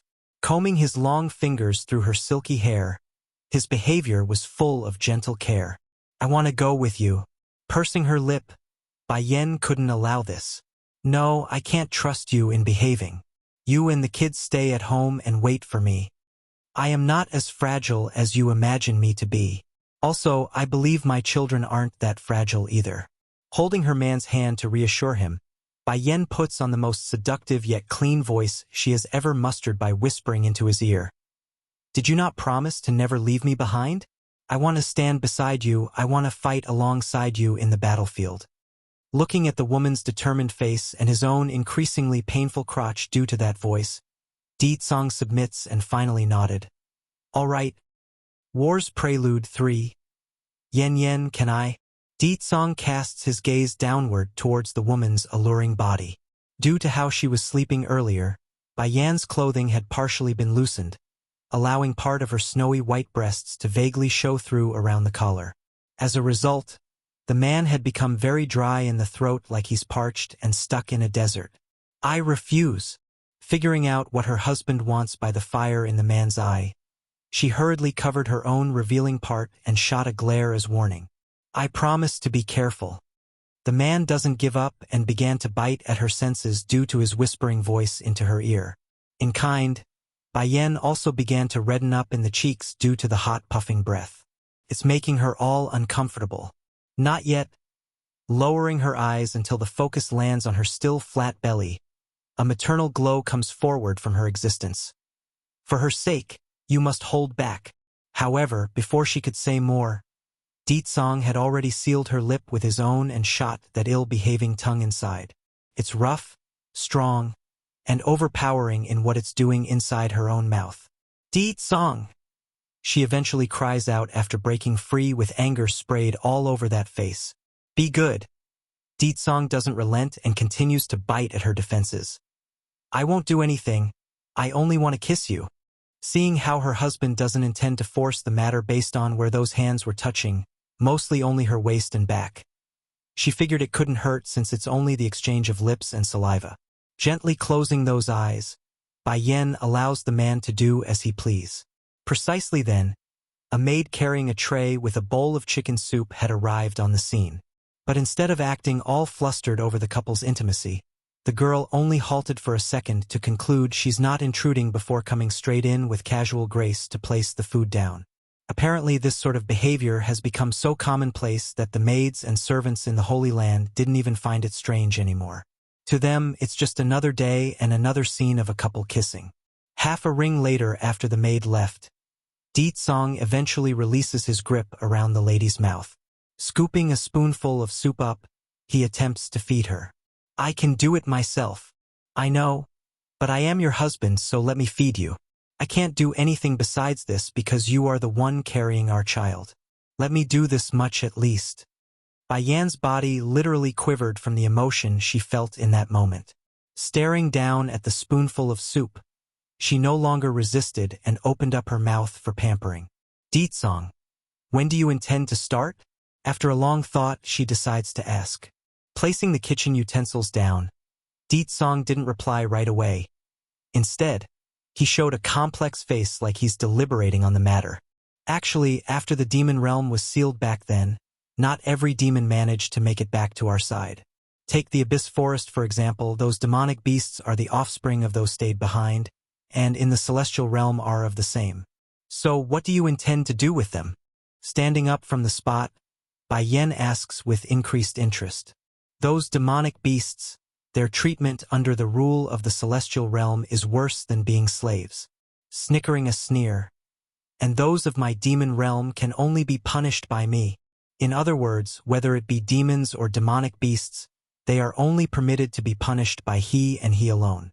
If anyone dares to touch his underlings, then they are going to be punished for the insolence. Baiyan's gaze actually fell into a trance for the first time when staring at her husband. Even though it's widely known around that Deetsong could be quite scary at times. But the fact that his followers are so loyal wasn't without its reasoning. War's prelude for Yen. Deetsong's expression weren't as cold as before, but the sharp look remains when he spoke. The demon realm is second only to you and our children in my heart. So, I can never let them go for hurting the denizens of my realm. In particular, those people also harmed you, the greatest weakness of my heart. I will make them pay for ever touching you in the previous life, and they will pay dearly. Border City. Ever since the Great Seal around the demon realm was shattered by Deetsong a while back, the barrier in traveling between the various realms have mostly disappeared. And as the nexus between them all, this small city was detrimental for any attacking force from a logistical standpoint. As a result, the mood hovering in the air here have grown increasingly more tense in recent days due to all the demons arriving on the site. Right now, inside a majestic palace inside the celestial realm, several old figures were sitting silently around a long table when the door to their meeting were interrupted. A guard partially takes to the knee when speaking. Esteemed ones, we still haven't heard from the celestial lord yet. The news immediately made the occupants all show an ugly face. It's been 1,000 years already. The celestial lords still haven't come out of the shadows of that event? Keeper Ling, were we wrong in forcing his lordship before? One of the seniors wearing an ash-colored robe sighs with a frown. He's left us for 1,000 years and never once returned, and now there's not a trace of where he's disappeared off to. Perhaps if we didn't make him choose, then he and the lass would have gotten together already. What's the point of mentioning that girl now? It's not like we had a choice back then either. We also wanted the lass to be with his lordship as well, but who told her to get together with the demons? And there's that prophecy. She's the one who's going to subvert the celestial realm. For the sake of peace, she must die. The one known as Keeper Ling makes a cold smirk and showed no sign of guilt in his behavior. It's as if whatever he did was for justice and without fault. Boom! Suddenly, the door to this meeting room was pushed open again by a dainty hand. It's a woman who walked in on the group. Wearing a fluttering white dress, this lady looked like a true fairy with that air of divinity hovering around her existence. Keepers, did the celestial lord not return yet? Ruoshi, the ashen-robed elder, was full of sadness when speaking. Don't worry, we will be sure to have Chui God come back. He is the celestial lord and this realm cannot be without him, not to mention you also waited a millennium for him. Yun Ruoshi smiled bitterly at the failed comfort. If he had wanted to come back then, he would have done so a long time ago. Keepers, please let me know if there's news of him. That said, she then makes a slight bow before taking a leave with her maid in tow. Against this picture, the ashen robe keeper couldn't help but shake his head. What a good girl she is. How can his lordship not cherish someone so wonderful when she waited so long for him? War's Prelude 5. Miss Yoon is an amazing girl with prestigious background. Furthermore, the prophecy already foretold of her extraordinary future. She will one day stand at the pinnacle of this world. Only such a woman is worthy of being by the celestial lord's side, unfortunately. Another keeper laments the fact and shakes his head as well. Unfortunately, the lord doesn't have her in the heart. As I said, we shouldn't have killed that lass back then. Abolishing her strength would have been enough. That way we can give her to the lord as a concubine. That way he would willingly marry Miss Yoon with peace in mind. Another offers his opinion. Men having multiple wives in this world is nothing new, yet these old guys here demanded we kill that girl. Now we can't even get his lordship to return after 1,000 years. No, such a scourge is better off dead. I remember I destroyed her soul, so there's not a chance for reincarnation. Only that way will we be able to live in peace. Keeper Ling sounded cruel and ruthless when recalling back to the past, refusing to accept that he made a mistake. They can't blame me. For the sake of this world, sacrificing that girl is a must. Even if she is someone we've watched growing up, but compared to the survival of the celestial realm, nothing is more important. Keepers. A rush of footsteps suddenly came running through the door. Kneeling with one knee, the reporting guard spoke in a hurry. The seal to the demon realm has been destroyed. I've gotten word from my subordinates that the demons are beginning to move and has the sign of attacking us. What? With a bang after slamming the table, Keeper Ling promptly rose from the chair. How did we not get the news earlier if the seal is broken? Tapping the table with a finger, another keeper wearing a green robe spoke. I suspect the reasoning is because of the celestial lord. He likely subdued the shockwave created by the seal's destruction and hid the fact from us. Celestial lord? All of the keepers were stunned by the notion. They didn't understand why their lord and master would do such a thing, especially when both realms are destined enemies. Shouldn't we begin to make preparations as well if those demons are moving? The ashen-robed elder suggests with a dark, frowning face. The guard gulps hard after hearing that suggestion. Keeper Zun. I also got a direct message from his lordship after getting news from my subordinates. Pausing for a second like he's hesitant to speak, he said, the celestial palace is not to be involved. If we do, he will never return again. As shocked as their hearts were, these elders that controlled the direction of this celestial realm were just as much angered by the command. The main reasoning would of course be over the illogical order, the other regarding the dilemma of why Chui God would act this way. After all, it was Ditsong who stole the girl away from him back then. If anything, they should be attacking with everything and not holding back. Say, Do any of you think that Lass is still alive? Keeper Zun, Ashen Robe, suddenly came down with this idea and throws out this sentence. Keeper Ling promptly shakes his head in response. Impossible. I've personally shattered her soul and saw it disperse into the wind. Even if that demon king is powerful and far above ourselves back then, he still wouldn't be able to reunite her soul. Naturally, these keepers wouldn't know about the price Ditsong made in order to resurrect Bai Yen and place her soul back into the cycle of life. That's a secret he made sure to keep. Meanwhile, outside the room, Yun Ruoshi had been eavesdropping on their conversation despite giving off the impression she had left earlier. After hearing what they said, her hands instinctively began to clench tightly from, what's the word? Frustration? Or was it jealous? Maybe it's hatred. Yes, hatred would be more like it. She's not dead yet? She mutters in denial. How is it possible? That sort of injury should have removed her from this world entirely. There's no way, just no way. This won't do. I must go investigate this in person. I must find out if it's related to her before it's too late. War's Prelude 6. A cold flash emulates out of Yun Ruoshi's eyes as she slowly turned around. However, that quickly changed to disgust when her sight fell upon her own maid that's standing in wait. It's a look of loathing and irritation because the maid was originally from that woman whom she forcibly grabbed over. Come with me, she snaps. The maid needed no hinting at what the other person wanted to do. She's been with this horrible mistress for 1,000 years. So how could she not know Yun Ruoshi's habit? Just that in the eyes of the outsider, this prestigious lady was kind and beautiful, so even if she appeared with scars and bruises all over that body, no one would suspect the other person. Holy Island. Inside the bamboo cabin, Bai Yen continues to snuggle into Ditsong's arm when the sun came through the window. However, her expression weren't that of peace or comfort. It's a tight, furrowed face like she's having some sort of nightmare. In the dream, beneath a dark sky of unknown origin, Bai Yen stands in a daze as she stared down at the familiar scene that's currently happening beneath herself on this mountain. It's a little girl covered in blood, and she's struggling to push the other little girl beside her forward. This place should be safe, so those bad people shouldn't be chasing us anymore.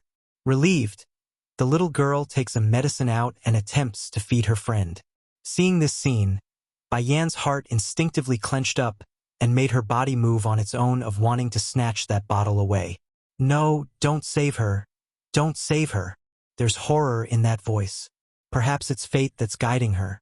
But she has a strong belief that it's wrong to save the other girl and that the move of kindness it would ruin herself in the process. Pity. Right as her hand was about to make contact, what came into touch was nothing but air. Her fingers simply passed through the bottle. That's right, she doesn't belong in this place, meaning she couldn't stop any of this. As the scene continues to unfold, the injured little girl has now finished taking the medicine. Bai Yen, thank you for saving me once again. The mini version of her responds with a genuine smile of warmth. We've been dependent on each other for so many years, so of course I will save you. Oh right, are you hurt anywhere else? That said, she then makes a frown as she remembered something else. Removing the crescent moon-shaped amulet from her neck. Ruoshi, I was born with this amulet, so it's been with me for a long time. I don't know what use it has, but it has protected me through my life. Now I'm giving it to you. As Bai Yen stood helplessly beside the two children, the panic in her heart continued to grow more severe when the amulet was finally brought up. You can't give this amulet to anyone. She screams in agony. The mini version of Bai Yen suddenly raises her head with a puzzled look. Did you hear someone crying out to me? Ruoshi shakes her head. No, it must be your illusion. Maybe. War's Prelude 7. With a smile on her face, Mini Bai Yen helps lift the mini Ruoshi up from the ground. This place still isn't the safest, so let's go. We need to find a better location. Bai Yen wanted to catch the mini version of herself when realizing they were about to leave, however. That's when a beckoning voice interrupted her act from the outside. Yen. Right as she opens her eyes from being awakened from the dream, the first thing that come into her view was the stunning face of a man staring down at herself. It's the look of worry and love. Yen, what's the matter? Why is your complexion looking so pale? Startled by that comment, she quickly checked her own cheeks and found the temperature to be exceptionally cold. It didn't take much to guess the sort of face she had at the moment. Deetsong, I saw memories of the past again. If at first she didn't know what the bloody battlefield was, then she most certainly do now. It's about her previous life, and the scene of herself and another girl just proves of it. Of course, the reasoning for such resentment remains a mystery for herself. But one thing's sure, Bai Yen holds a very strong grudge that couldn't be erased even after a lifetime. Understanding his wife needs comfort, Deetsong hurries over to wrap his arms around her shoulder to continue listening. What I saw this time is a pair of friends. Based on their conversation alone, I can tell they've been dependent on each other for a few years. It's just, I don't know why, but I hated that friend very much when I saw her. That kind of hate goes deep into the bones, so it's unmistakable. So, I suspect perhaps she might have done something unforgivable to me in the previous life? Bai Yen looks up to her husband, hoping for some kind of support in that theory, hugging that body even tighter. Don't overthink this anymore. I won't let anyone that hurt you before go. Bai Yen did not object to the idea, leaning her head against his chest. She's finding this man increasingly more reliable to the point where only by being with him does she have a peace of mind. Okay, she says after a long while of silence. No matter what happened in the previous life, Bai Yen knows that as long as she has him, then that's enough. On the Holy Island, Bai Shachen was currently sitting at the edge of the lake with his feet dangling off the water, thus causing a rippling effect on the surface. Highness! It's unsure when Dragoni had come before the boy, but she didn't hesitate to take a seat beside him. What are you doing? Dragoni, Mother, and Batty Father may be starting their attack on the celestial realm soon. Unlike his age, a deepness that was normally found only in adults were shrouding over his face. I would likely have to go with them by then. I need to protect Mother and protect my little sister in her belly. Can you go back to the demon realm and wait for us? Why? The girl blinks and blinks. I want to go with you. I don't want to be left behind. Listen, this is too dangerous. With Mother's character, I know she won't want you to be in danger either. Hardening up in the face, the little steam bun remains stubborn on the matter. So go back to the demon realm like I say. Despite lowering her head over the persuasion, Dragoni has become rather sneaky as of late and showed a cunning light in those eyes. In her view, she could just secretly follow them from behind because she's not going to be a coward on this. Oblivious to the thoughts running through his friend's head, Bai Shachen instead got up from the spot when his ears picked up the sound of someone coming from behind. Batty Father, Mother. Shachen, Dragoni, you two go pack up. Once you are done, we will go say goodbye to your grandparents and head back to the demon realm. Bai Yen says with a faint smile. War's Prelude 9. Chui Feng furrows his forehead tightly as he mused over that knowledge, shaking his head. No, I do not know him. That's so? Bai Yen sighed. Perhaps it's a coincidence. You and him are so similar that I thought you would be related to him in some way. Maybe I'm overthinking this matter and it's possible for two different people to look the same. Yifeng. Drawing closer to the man, Bai Yen wants to make sure her thoughts are made clear, so her following words are exactly what she feels. No matter what happens, you will always be Shachen's godfather and my godbrother. I believe one day your fateful one will appear and you will be able to stop focusing on me. She now has nothing else to ask for now, only for this man to drop her from his heart. Only by doing so would he be able to find happiness like herself. Not answering right away, Chui Feng gaze met the woman's before breaking out into a faint chuckle. Okay. From the first day that I met you, when have I ever refused your request? It's just this request. I'm afraid I won't be able to do it for the rest of my life. This time the man hid his sadness very well to the point where Bai Yen couldn't even pick it up, patting that shoulder foolishly like she solved a lingering dilemma. All right, I'm going to go now because Deetsong is going to get impatient soon. You shouldn't stay outside so much either. Your father is a good man and he worries for you. That said, the woman didn't linger around and left for where her family should be waiting. To be clear, it's not like Bai Yen doesn't understand having someone give up on their love was a hard thing to do. The issue was she doesn't have any other solution. It's not like she could just give in to the other man's feeling and go behind her husband's back. That would be cheating on Deetsong, and she's not that type of woman to play around. Deetsong was already waiting by the exit when Bai Yen arrived at the mentioned spot. Finished? He asks with no discernible sourness, shrugging at her husband's question. I've said what I need to say, whether he can let go is up to him.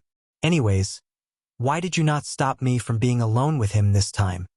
Pulling his wife into an embrace, he gently strokes through that silky black hair with grace. You're my woman now. No one can steal you away from me. The main reason for his hostile behavior towards Chu Yifeng was because Bai Yen still hasn't accepted him. But now, ho, she's already his woman. What more does he need to fret? He's never allowed anyone to escape his grasp before, and he most certainly won't allow that to happen with his own wife. Let's go. We will first return to the demon realm to discuss the plan for attacking the celestial realm. Bai Yen says this with a sweet smile of her own. It's never a bad idea for a woman to be wanted, and she's no different. Mother. It's then Bai Xiachen decides to interrupt the couple's lovey-dovey moment. How's Godfather?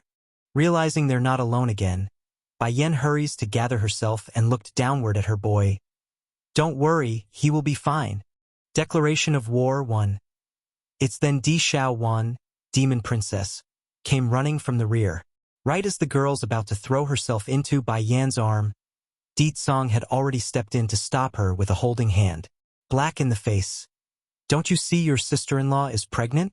How can you be so reckless? Staring wide-eyed now over that knowledge, the demon princess's gaze slowly locked onto her sister-in-law's belly before popping them eyeballs out in surprising glee. Sister-in-law, are you pregnant? Am I going to have another nephew? Due to how emotional she was, Di Xiaowan's voice was trembling with excitement, causing her to go back and forth between giving a hug or staying back due to the threatening face of the man next to herself. Auntie? Bai Xiachen sounded very displeased. It's a little sister, a little sister. Puckering her lips in a childish manner, Di Xiaowan began poking at that logic. And how do you know it's a little sister? My sister told me personally, so it will be a sister. Saying the unborn baby was a boy has now become a taboo for the kid because he immediately got all defensive. It's clearly a beautiful and good little sister. Why does Annie say it's a boy? Okay, it's a little sister as you say. Rubbing her nephew's head, the demon princess didn't want to argue on the subject, which promptly earned her a happy grin from the boy. I will be a good big brother. I will protect my little sister. The little steambun's comment completely wins over the demon princess and made her give him a peck on the cheek. It's just too cute. Sister-in-law? Letting go after her act, Di Xiaowan finally returns her attention to why she's here. Can I come with you? No. Bai Yen didn't need to think on the matter and refused right away. Your strength is too weak, so you can't go to that battlefield. Sister-in-law. Pleading by swinging Bai Yan's arm, the demon princess appears all pitiful with that puckered lip. I really won't be a baggage, really? When you break into the celestial rank, then I'll take you. Bai Yen wasn't going to budge on the decision, so her answer remains firm. Hanging that head in a depressed manner. Okay, but my strength is sealed away and brother won't help me lift it. That said, the princess then shifted her sight onto the demon king like it's his fault. State teacher is already out looking for the materials to help lift your seal. Bear with it for now. Really? Di Xiaowan's eyes lit up with a cheeky smile of huffiness. Don't think I will forgive him just like that. If it wasn't for him, sister-in-law wouldn't have run away from home. Anyway, it's all his fault. If he didn't secretly make a substitute for brother behind everyone's back, then none of that would have happened. He won't get forgiveness so easily. You stay here and wait for state teacher to come back. Bai Yen pats the girl on the head to settle the matter. Turning to the rest of the elders.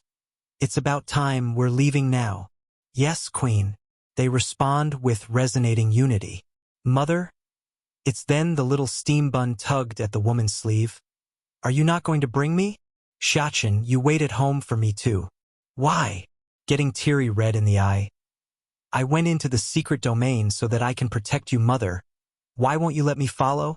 Declaration of War 2.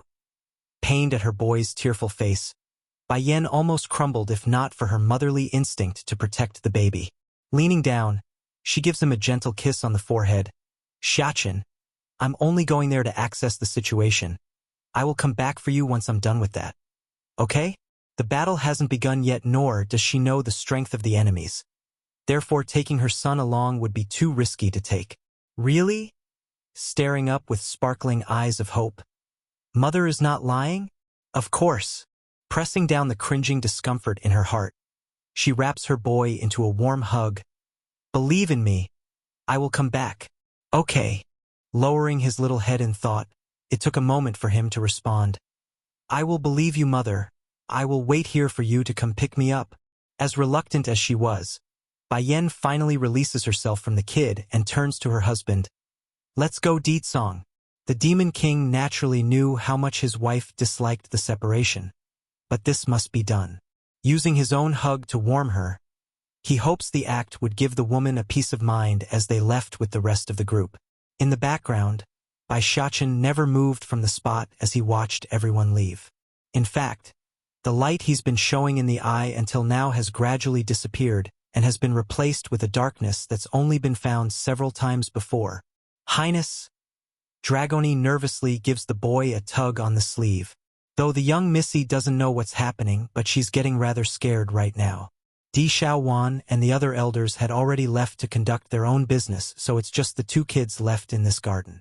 Returning to normal after that brief lapse, Dragoni, did you not say you want to follow Mother too? Since Mother won't take us, then we can just tail them from the back in secret. Shining with light in the eye over the suggestion. Can we really? Of course, I can't be at ease if I'm not by Mother's side. We will sneak quietly past everyone so the elders won't notice. If they find out, then they will not let us leave. If they won't let me go, then I can just sneak around from the back. What they don't know won't hurt. Border City. He Ling, a slave, and others like him have long gotten wind of Bai Yan's coming, so their group were already waiting since early morning. And sure enough, their efforts were soon rewarded with the familiar figures appearing in their line of sight. Mistress, King, you're finally here. The slave says with excitement in the voice. At the same time, the demons and demonic beasts gathered here are also waiting by the city outskirt. Greeting to the king and queen. Their voices powerful and resonating with power. Supporting his wife as they land, Song first scanned the surroundings before speaking. How are the preparations? Sire, we have finished most of the preparations and only need your order to begin the attack. Good. We will begin to move once nightfall comes. Yes, sire. The demons kneeled again and respectfully complied. Furthermore, go prepare a separate yard for my wife. No one is allowed to disturb her while there's nothing of importance. Yes, sire. They answered again, but with less vigor than before. Everything done, Song immediately turned back to his wife, those supporting hands careful and nervous. Declaration of War 3. Yen, be careful. I'll help you go rest. During this period, you don't need to do anything. Just wait here for my good news. Bai Yan instantly went black in the face. I am not so delicate that I need to be carried, not to mention I'm only 5 months into my pregnancy. There's no need to be so nervous. But I'm afraid you will get tired. Against this sort of behavior from their king towards their queen, the demons and demonic beasts gathered here were all gawking their mouths out in shock. Even though they've heard of Song's love for Bai Yan from the various rumors, but not many of them have actually seen the real thing until now. That level of pampering was too much for their small hearts. However, that doesn't mean shock was the only emotion running through their minds. There's also envy circulating among the female body. Thankfully, these had self-acknowledgement and didn't have other intent in mind. Otherwise, Song and Bai Yan would have to deal with another situation like that snake and fox fiasco. Once settled in on the courtyard prepared by the residents of this city. What are your plans for attacking the celestial realm in the evening? Bai Yan asks with a serious face. I'm first going to head to the ancient battlefield that lies beyond this border city. Since that place is controlled by the celestial realm, it is bound to be defended by their forces. However, it is also filled with countless treasures lost through the ages. I intend to first conquer that place and then gather the items hidden underneath the ground for you. Afterwards, I will then begin the assault on the rest of the celestial realm.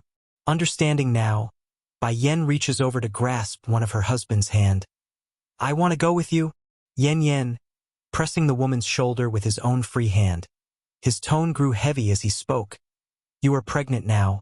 I don't want you to work so hard. The defender stationed at this ancient battlefield isn't too strong, so you can be at ease. Nothing will happen. I promise you. Just wait here and rest until I come back. Until I come back. These 4 words hit her hard. Remember Deet Song. We are bound together by the soul. If I notice that you are in danger, I will come for you no matter the danger. Remember that. Turning solemn in the face after saying that. So, for me, you must pay attention to your own safety. Deet Song didn't argue with that request. Instead, he pressed his own lips towards her to let the woman know his inner feelings. After the kiss, the man's voice grew hoarse and longing. I promise you, for you and our children, I won't let any harm come my way. Reassured now, Bai Yen shows a genuine pleased smile. Remember what you promised me, otherwise I will follow you to death if I must. We will be together. This time it was Deet Song who got hit hard by the words. Pulling his wife into an embrace, he holds her tightly to relish in this moment. Yen, getting a bit dry in his throat at what he's about to say. I also started to remember some things. I remember a long time ago I failed. I couldn't protect you, and I lost you for that. Then going sharp in the eye like a ferocious beast. I will never let that happen again, never. This was his promise to her. A promise he intends to keep for this life and the next and forward. Declaration of war for. Go ahead, rest for now. Letting go of his woman as he says that. I'm going to discuss the matters of this evening with First Elder. I won't disturb you. Staring up to the man's gaze, Bai Yen eventually nodded and allowed her man to give a peck on the forehead before their separation. In the study, several elders had already been waiting for their king when he arrived on scene. Majesty. They arched their fists in respect as the man took a seat on the main chair. First Elder, give me the report to this ancient battlefield. Yes, sire. Taking a step forward, the senior goes over what he knows. The enemy troops stationed at the battlefield are all celestial rank warriors. Most are bottom divine with a few that has barely stepped into the middle divine stage. Gently tapping the table over this information. And what about the treasure lost in the ancient battlefield? Do you have any information regarding those? We're unable to locate any relics so far because our people still haven't been able to examine the region, but we are able to confirm there are a lot of rare medicinal herbs growing on the land. The soil there is rich with nutrients, so it's quite abundant. Squinting his eyes. Herbs? That's good, very good. I can take those and give it to my wife for use. In any case, this ancient battlefield will be mine. First Elder's mouth twitched at that statement. He could already guess why their king specifically picked the ancient battlefield as the first stage for the invasion. It's probably for the herbs and treasures to give to the queen. Also, go pick several powerful demons out there to protect my wife. Deet Song still doesn't feel completely at ease for leaving, so he wants to make an insurance. Yes, sire. First Elder arches his fist in compliance. Even after all these years, the king's love for the queen is still deep into the bone. No one can match. A moment later, Deet Song speaks again. This battle on the ancient battlefield. First Elder, you don't need to participate. I will bring 10 other bottom divines with me and that's it. Taken aback by the order, the senior promptly protested. But why, sire? Sneering coldly. This battle will inevitably raise the attention of those in the celestial realm. I don't want them to know our full strength, so 10 is enough. Truth was he alone was more than enough to wipe out the forces stationed at the battlefield. However, he's not going to waste time mopping up the weaker ones, so the 10 demons were for that, to handle the ones he couldn't care less to fight. First Elder naturally understood what his king was intending to do, and it made perfect sense. It's never a good idea to reveal all the cards before the final clash. Okay, I'll make the arrangements. Not delaying, the senior immediately went out the door to carry out the command and left Third Elder and Fifth Elder exchanging looks among themselves to one side. What are you two still doing here? Shuddering upon the realization of their dismissal, the pair hurriedly cusped their hand. Yes, sire. Alone now in the study, Song sat quietly there like he's brooding over something. Nighttime. This evening was a dark one. Perhaps it's the raising of the curtain for this great war. But the moon was firmly hidden behind the dark clouds of this night, making it all the more difficult to see anything in the shadows. Declaration of War 5. Ancient Battlefield. On the edge of this stretch of land burdened with scars from ancient wars, a brightly lit manor was currently holding a festive banquet within its compound. There are dancers, beauties, and most importantly, there's a greasy middle-aged man relishing in the bounties of whatever this place had to offer. "Oh beautiful, come drink with me." The greasy man directly pours the wine in his glass down the beauty's throat with a boisterous laugh. As a result of the act, the female in question naturally coughed from the choke. Nevertheless, she continues to put on a smile. "Milord is so bad. Ha ha, of course I am bad. Otherwise how am I supposed to make you all love me?" Wei Shengping then went ahead to wrap his greasy hands around the breasts of the nearest ladies around himself, allowing those fingers to squeeze and pull at their tits to make them moan. Bang! Suddenly, a loud ruckus came from the outside, causing the slimy greaseball to jump up in haste. Who came to mess with this ancient battlefield? After he arrived at this ancient battlefield and made it his home, no one has dared to come make trouble. As such, he's been much less interested in guarding his position as the dominant overlord here and grew lazier as he enjoyed the fine things of life. For example, playing with these fine women at night and letting his fitness go due to all the food he's been consuming. Not good, my lord. It's a big deal. Perhaps it's due to how frantic he was. The guard in question ends up running over some of the dancer girls and making a mess of things when he tumbled over to Wei Shengping's spot. "Milord, the demons are coming." "What?" The greaseball became shocked. "Demons? What crap are you going on about? Demons are the lowest of the low in the celestial realm. What trouble can they cause to make you so frantic? How many came, one or is it two? Although there are indeed demons living in the celestial realm, but due to the level of poaching by the various forces here, the numbers are always on the small side. It's within reason for Wei Shengping to assume it's only one or two. It's 11. 11? The greaseball repeats the number with a frown. That's actually a pretty high number, but it shouldn't be enough to make you panic, right? The guard gulped hard. The leading demon, he seems to be very powerful. Humph, sneering in his voice. Isn't it just a demon? How powerful can he be? How about this? If he's more powerful than me, then I'll betroth my beloved daughter to him. Ha ha ha. The last bit was obviously full of sarcasm, like the idea was impossible. The gifted demons have mostly been tamed over the years, so there's only the weak ones left out in the wild. Now for the disobedient ones, they've obviously been wiped out, so it's within reason for this man to assume that logic. Unlike his lord's belittling opinion about the attackers, the guard on the other hand was shuddering with fear just remembering the powerful image of the demons. As such, he knew the only way was to make the greaseball see for himself. Wei Shengping snorted and strode out the door at his subordinates pleading. Immediately, the exceptional color of that silvery-haired man had caught his eye. The greaseball gulps. This demon, isn't he too beautiful for a man?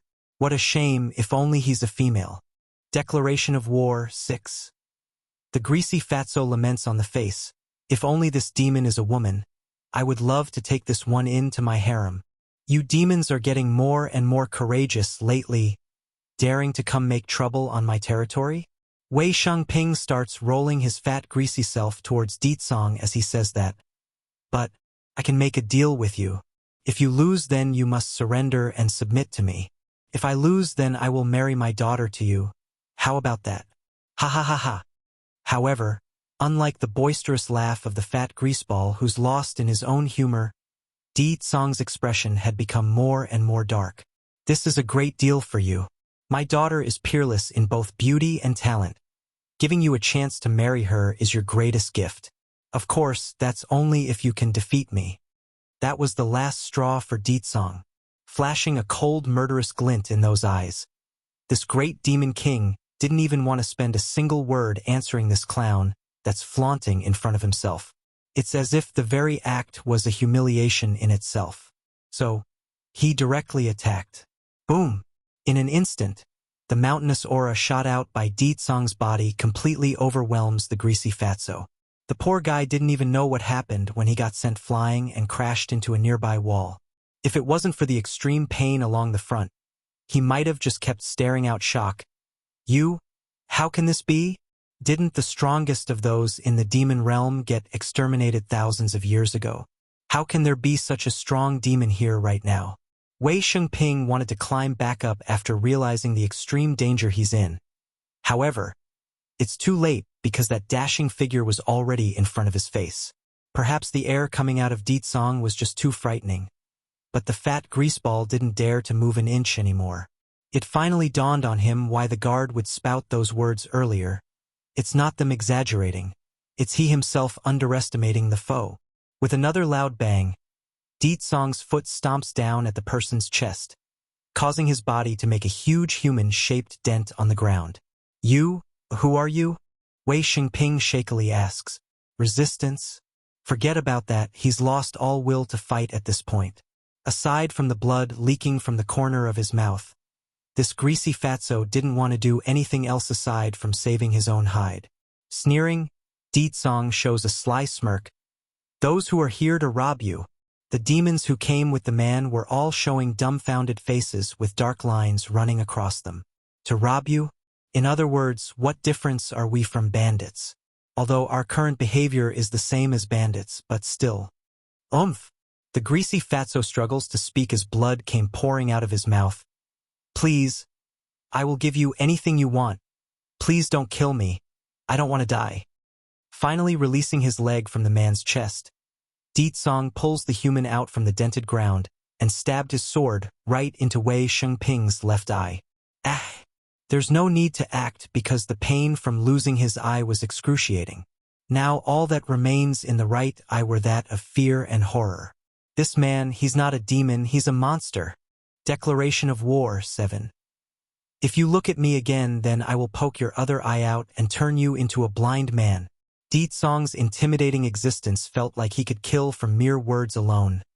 Furthermore, if you say another word, then I will slice off your tongue. Wei Shengping trembled profusely at the threat. Keeping his head low, he's too afraid to bring the threat to test with his own life. I will wait here, go bring your treasures over. Releasing the captive in his hand, Di Tsong wasn't worried at all about the person trying to escape, because all these people are already rats in a cage. There's no escape. Shuddering hard at the command, Wei Shengping didn't dare to delay and rushed for the treasury vault like a second of slowness would warrant his own beheading. Go gather everyone that's left on this ancient battlefield. Capture those who doesn't resist and slay those who rebel. Di Tsong then turns to his subordinates to give this order. Yes, sire. Unlike the happy laughter and dancing from before, this manor has now become a very different place altogether. It's filled with a tense air of unease that's making the dancers and songstresses all curl up around the corner in shivering fear. Then again, it did make sense as to why the females here were so scared of Di Tsong and his men. Who does that? A few words and you would poke another's eye out. That's downright barbaric. Back over at Wei Shengping's side, the greasy slimeball was currently rummaging through his prized possessions like instructed. It pains him to lose everything of value, but it's far better than losing his own life. What sort of bad luck is this? It's been so quiet around this place for so long. How did such a demon suddenly come barging in here? Right as the man had finished packing away the stuff he spent so many years gathering into his personal storage ring, a loud feministic cry suddenly boomed out from the rear and made him jerk. Father! This lady was like a shining example of what it means to inherit a parent's gene pool. She's extremely chubby and literally shook the ground whenever she walked, but more importantly, it's that eyebrow which she inherited from her old man that gave her lineage away. It's a straight line like a single brow. Aside from the white skin, there's hardly anything worthy of note that could be called beautiful. My sweet daughter, why did you come out? Hurrying to pull at his daughter's arm so she would go back. You need to find a place to hide until those people leave. I can't afford to let those savages get any funny ideas once they get a look at your beauty. If Song and those demons that came with him were to hear the way Shang Ping's comment there, then they would surely throw everything out from their stomach right then and there. If such a woman could be called beautiful, then there wouldn't be an ugly woman in this world. However, due to Wei Qingqing never having left this ancient battlefield, plus her father's men were always complimenting about her face, this lady has now become delusional to the lies of being the #1 beauty of this ancient battlefield. As a result, confidence in her own face wasn't an issue. You can't go back on your words. Twisting her hair in a shy manner, Wei Qingqing mutters under her breath like she's too embarrassed to look up. She's never seen a man look so good. Naturally, this lady wouldn't want to miss out on being Song's wife. Now this time Wei Shangping didn't know what to do anymore. He's stiff as a rock because that remark about marrying his daughter was nothing more than a joke. It wasn't real.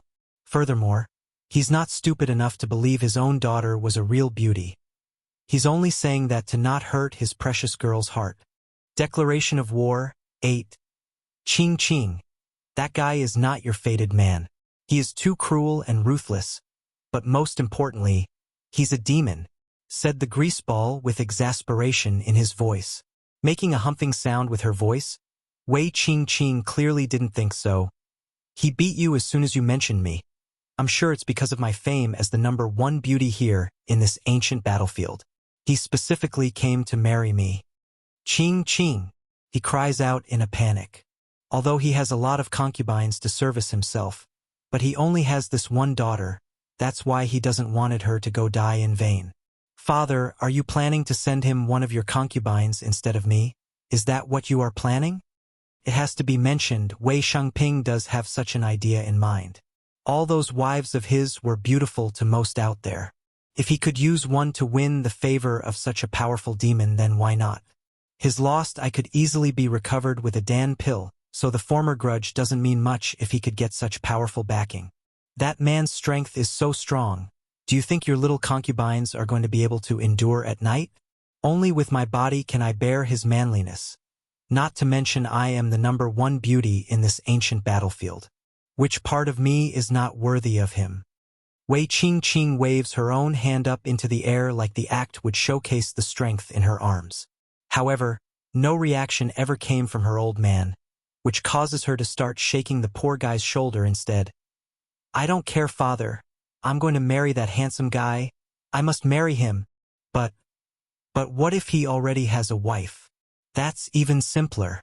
All men have multiple wives. I only need him to demote his current one to a concubine and make me the main wife. Cocking her chin up like an egotistic peacock, Wei Qingqing proudly and generously states this like it's a given. The idea didn't sound so bad to the greasy fatso at all actually. He has so many wives in his harem already. Losing a couple to satisfy that demon wouldn't hurt if he uses them as an offering. With so many gifts, he's sure Song wouldn't mind taking his daughter afterwards as a thank you. Yes, that will do. He will surely accept Qing once I give him so many good things at once. What man doesn't like wealth and beauties? Wei Manor. In this gathering hall, Song props against the main seating chair with a bored expression as he gazed down at the group of unimportant flies huddling together for protection. However, his focus quickly changed as soon as his senses picked up a familiar aura from the outside. Didn't I say you don't need to come out tonight? Why are you here? He asks after rushing out the door. Under the darkness of this night, the woman's eye-catching dress of red were hypnotically mesmerizing when matched with the owner's peerless contour. It's breathtaking just seeing this level of perfection. Majesty, I wanted to stop Her Highness, but your orders are to put the Queen's command above all else. I didn't have any other option but to follow. Reporting this was First Elder, who also tagged along from behind. He's making a wry expression like someone that's both troubled and blaming because this really wasn't his fault. Bai Yen chuckled at the Elder's swift explanation. Don't blame him. I was the one who wanted to come out. I couldn't feel at ease, that's why I came. Since his wife was already getting on the defensive then, he had no reason to press the issue. Holding Bai Yan's hand in a careful and gentle manner, he leads her away for the main chair to sit in. Just sit here and rest, Yen. I will handle everything. You don't need to do anything. Bai Yen nodded and didn't object to the request. They're already at the edge of the celestial realm. a place where there are numerous powerful beings. Regardless of how she thinks, worrying has become an undeniable fact of life for her at this point. Only by being by her husband's side would this wife be at ease.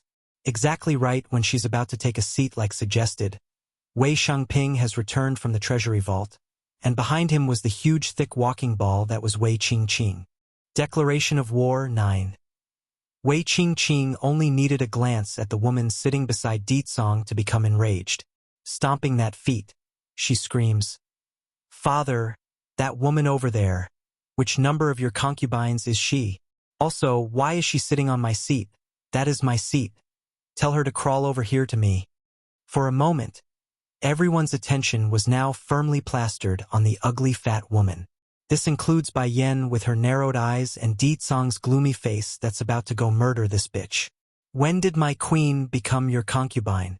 The Demon King's voice sounded like it came from the depths of hell, strangling and choking everyone inside the hall. Stuttering to speak, the fat greaseball hurries to correct his own daughter. "Qing, you mustn't misunderstand. This is not my concubine. Quickly go admit your mistake." "Admit my mistake? Why should I do that?" Locking onto Ditsong with her love-struck eyes, Wei Qingqing apparently didn't have the brain to process anything at this point aside from ogling the man of her dream. "Didn't you come here to marry me, the number one beauty on this ancient battlefield? What's the deal with that woman?" Due to being so spoiled by her family and the lack of interaction with those from the outside, Wei Qingqing continues to believe she's the main reason for all this fuss. Really, doesn't he know how to show some sincerity? Why would he bring another woman with him if he wants to marry me?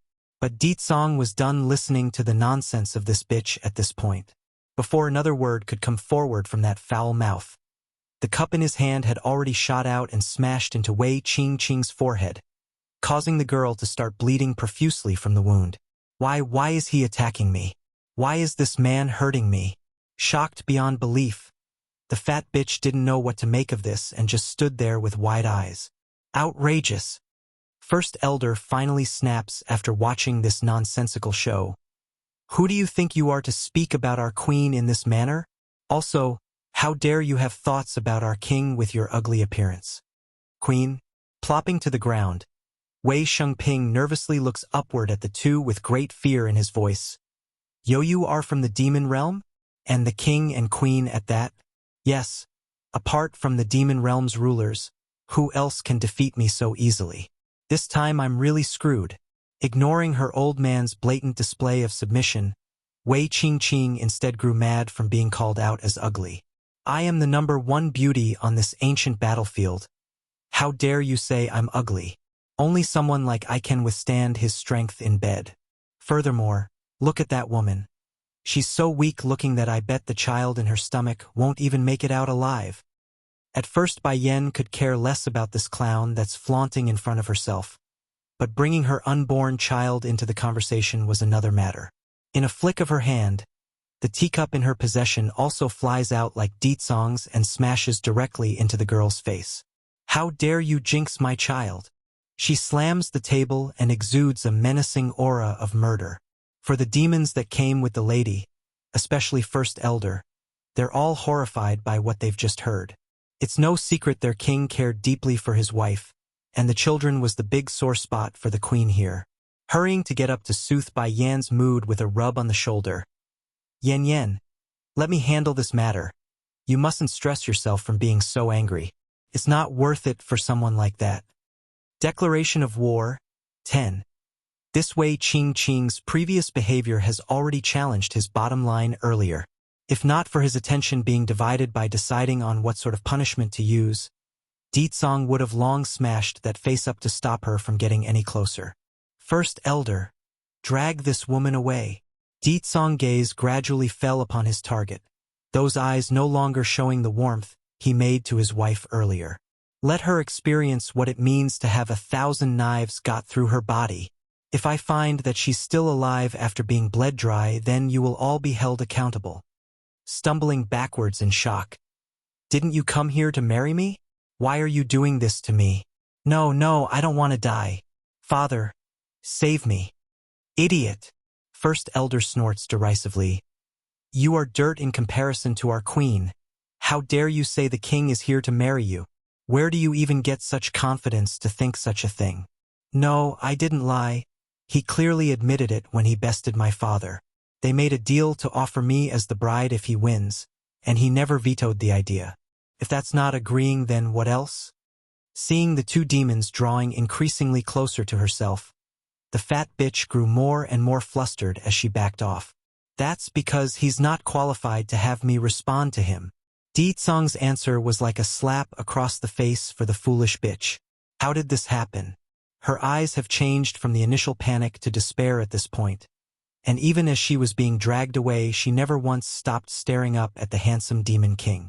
Wait! Bai Yan's sudden call made the two demons stop. What's the matter, Yan Yan?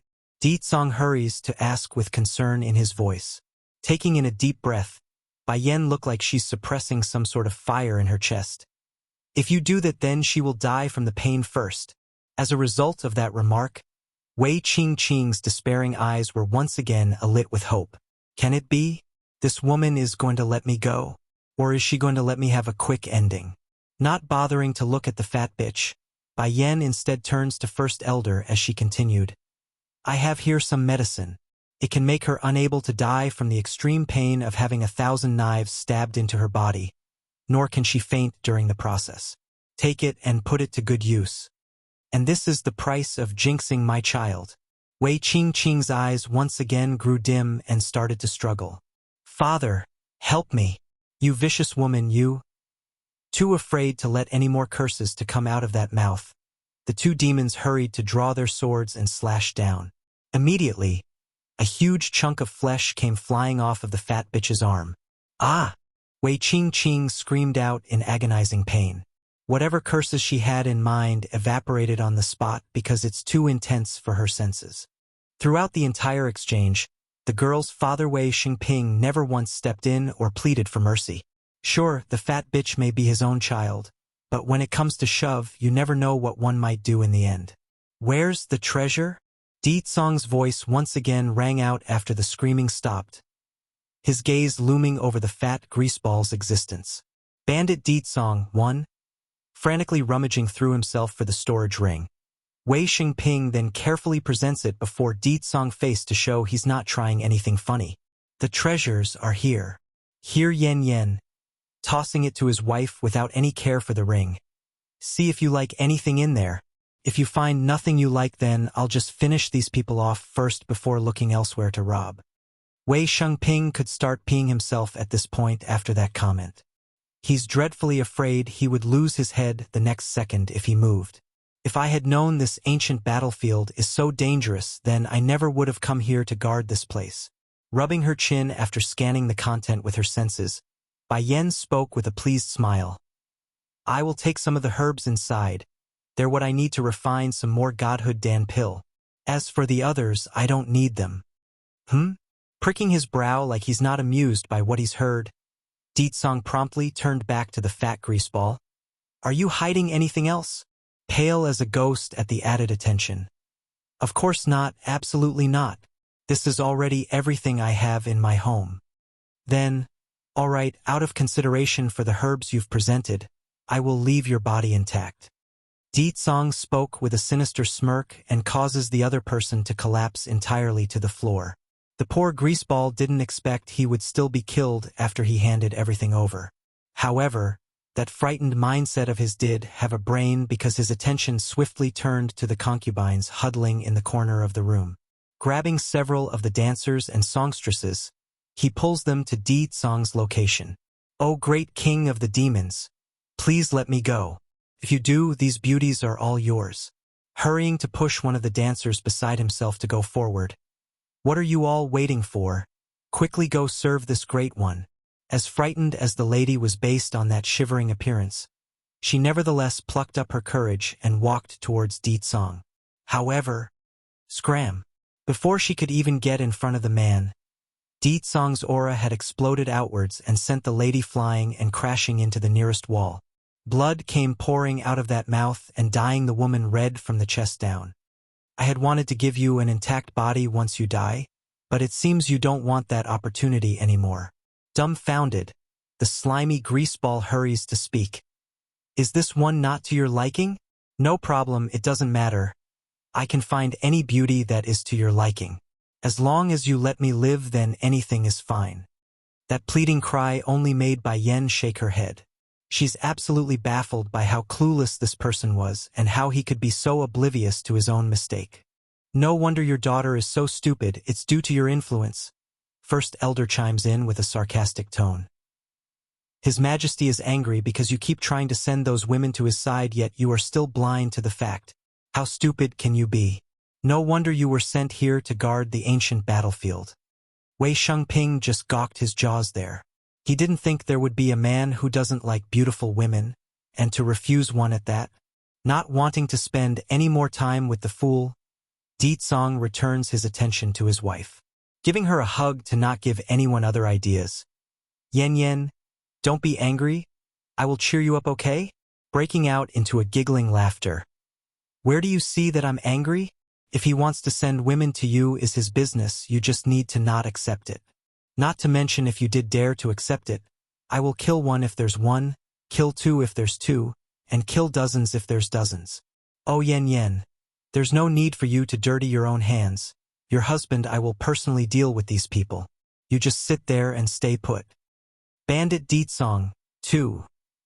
Ditsong curses inwardly at the bastard that wants to incriminate himself.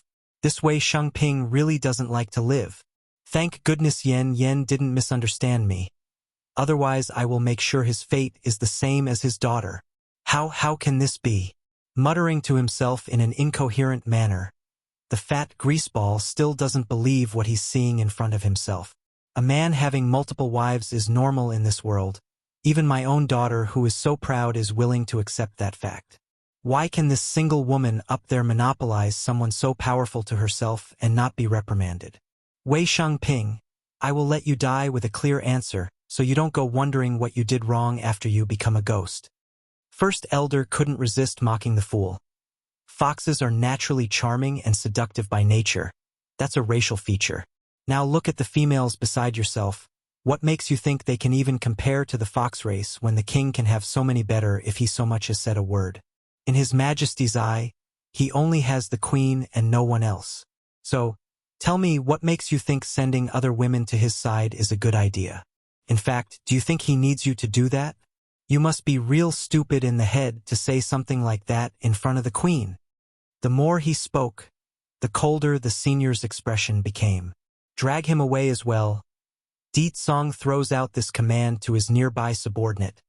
His punishment will be dismemberment. Yes, sire. First Elder complies by arching his fist and immediately looked to signal his men beneath. No! In his urgency, Wei Xingpeng forcefully breaks free from the arms of those dragging him away and sped away for the exit. However, before he could even take a single step outside, an old figure had already blocked his path. Want to leave? With a cold snarl, First Elder roars out a punch at the person and sent him flying across the hall, thus allowing the two demons to do their work of dragging the sack of meat away. Sire, what do you wish to do with the rest of these people here? The senior asks with indifference, like he could care less for the lives of these individuals. Those above the celestial rank can stay if they are willing to submit, otherwise you can kill them on the spot if they resist. As soon as the last bit came out, the hall was immediately shrouded in an air of murderous intent, causing many of the weaker ones to choke and gasp for air.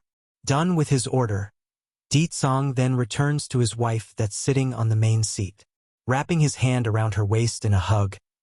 Yen Yen, it's getting late. Why don't we go back and rest? Okay.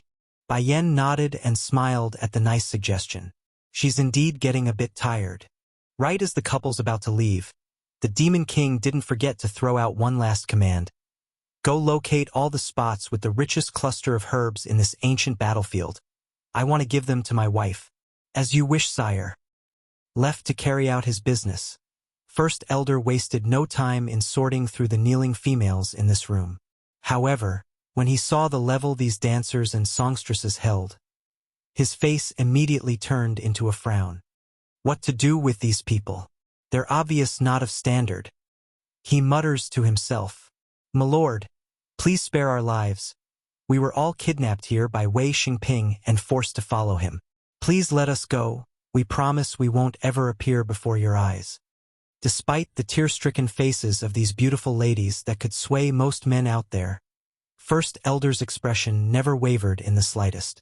He's stern and hard, intent on carrying out his command to the teeth. Bandit Deed Song 3. However, not everyone was made of stone. This includes the First Elder who's been living for over 1,000 years. When his eyes fell upon the shivering ladies who's clearly helpless before his might, he sighed and relented, knowing he's going to be disobeying the king's order. "Tell me, how am I supposed to know there's no ulterior motives inside your hearts?" he asked with a much softer but still harsh tone. One of the braver girls once spoke with pursed lips. "We don't know, but we will do anything you ask of us." "Fine then, I will carve a part of my powers into your soul. This allows me to control your actions during any moment that I wish. If you agree to this, then I will let you girls leave, otherwise you know what happens." The girls looked startled but nevertheless didn't resist. They just hung their heads there before looking up at the elder. "We are willing. To be in control by another is still better than losing our lives here today. Since it has come to this," First Elder didn't say more. Pulling forward his powers, he forcefully imprints his mark onto their soul. "You can go now. Remember, nothing here is to be revealed to the outside." "We understand." The girls became delighted. They didn't lie about being kidnapped here to serve the fat greaseball. Now that they are free to leave, it's natural they couldn't be happier. So, the group didn't waste any time at all before rushing out the door and disappearing from sight under the cover of darkness. Celestial Palace. Several old men were sitting in the conference room discussing certain matters when a guard hurriedly barged in through the main entrance. "Honorable keepers, those people from the demon realm have invaded the ancient battlefield, and Wei Shangping, who is charged with its protection, has been killed." "What?" Keeper Ling, arrogant, became stunned. Jumping from the chair, he snaps with seething rage. "How dare they attack the celestial realm? What do we do now, keepers?" asked the guard that's kneeling on the ground. Keeper Zun, Ashen Robe, and others turned quiet instead of arguing.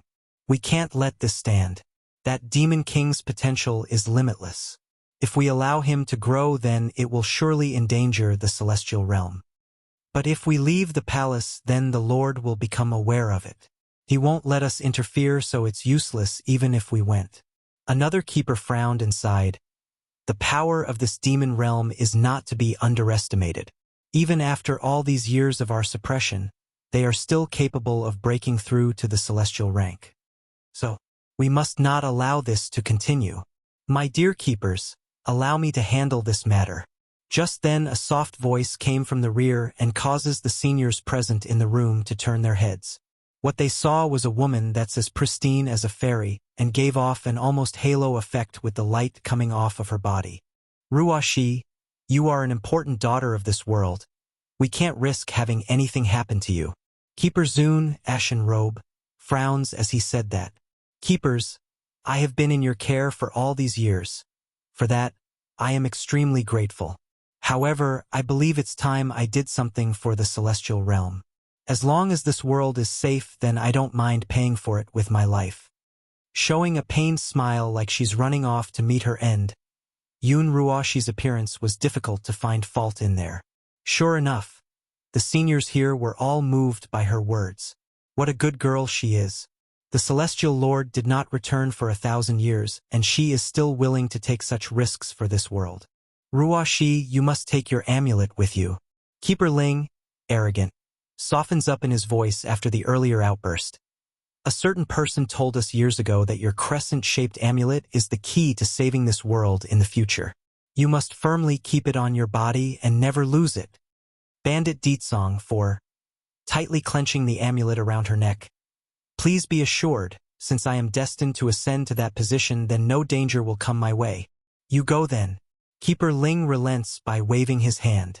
Since she has gotten what she wanted, Yun Ruoxi promptly paid her respect and bid farewell to these rulers of the celestial realm. Looking at the direction of her departure, a faint smile gradually comes out of the most arrogant of the bunch. That wretched lass at least did one thing right back then, and that is to bring Ruoshi to us. Alright, how is that crazy old coot doing? This? The group exchanged various looks among themselves, unsure how to answer Keeper Ling's question.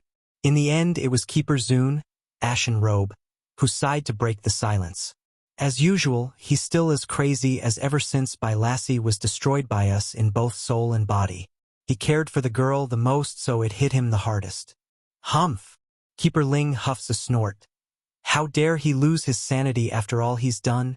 If it wasn't for him bringing that wretched lass to the Celestial Palace, would the Celestial Lord become like so? He definitely held a grudge against the mentioned crazy old coot for what happened in the past.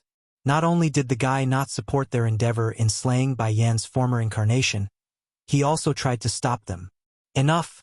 Let's stop talking about him and continue our cultivation, a green-robed keeper suggests to his peers while getting up to leave. Since one of them was intent on going, then the others weren't going to linger around either. Very soon, all the others were getting up to disperse as well. It's just that, right as they were out the door, the group were stopped by the mentioned crazy old man that was rushing over to their location. This individual wore similar clothes that's shaded white instead, but unlike them, this crazy old man had straws sticking out of his white hair that showed his sanity wasn't right. Bye-bye. Where are you? Don't hide from Grandpa. I see you. Bumping over in an erratic fashion, the crazy old coot eventually stopped after hitting Keeper Ling on the side. Immediately, his eyes lit up. Bye-bye. I finally caught you. This time you can't hide from me. Little Bye-bye. Do you know why I named you Bye-bye? It's because you were so adorably white as a kid. That's why I named you Bye-bye. Note, bye is the word white depending on how you use it in a sentence. That does it for Keeper Ling going from green to white. Then from white to green, the usually arrogant senior snaps and forcefully pushed the crazy old coot away. I am not your Bye-bye. Get a good look.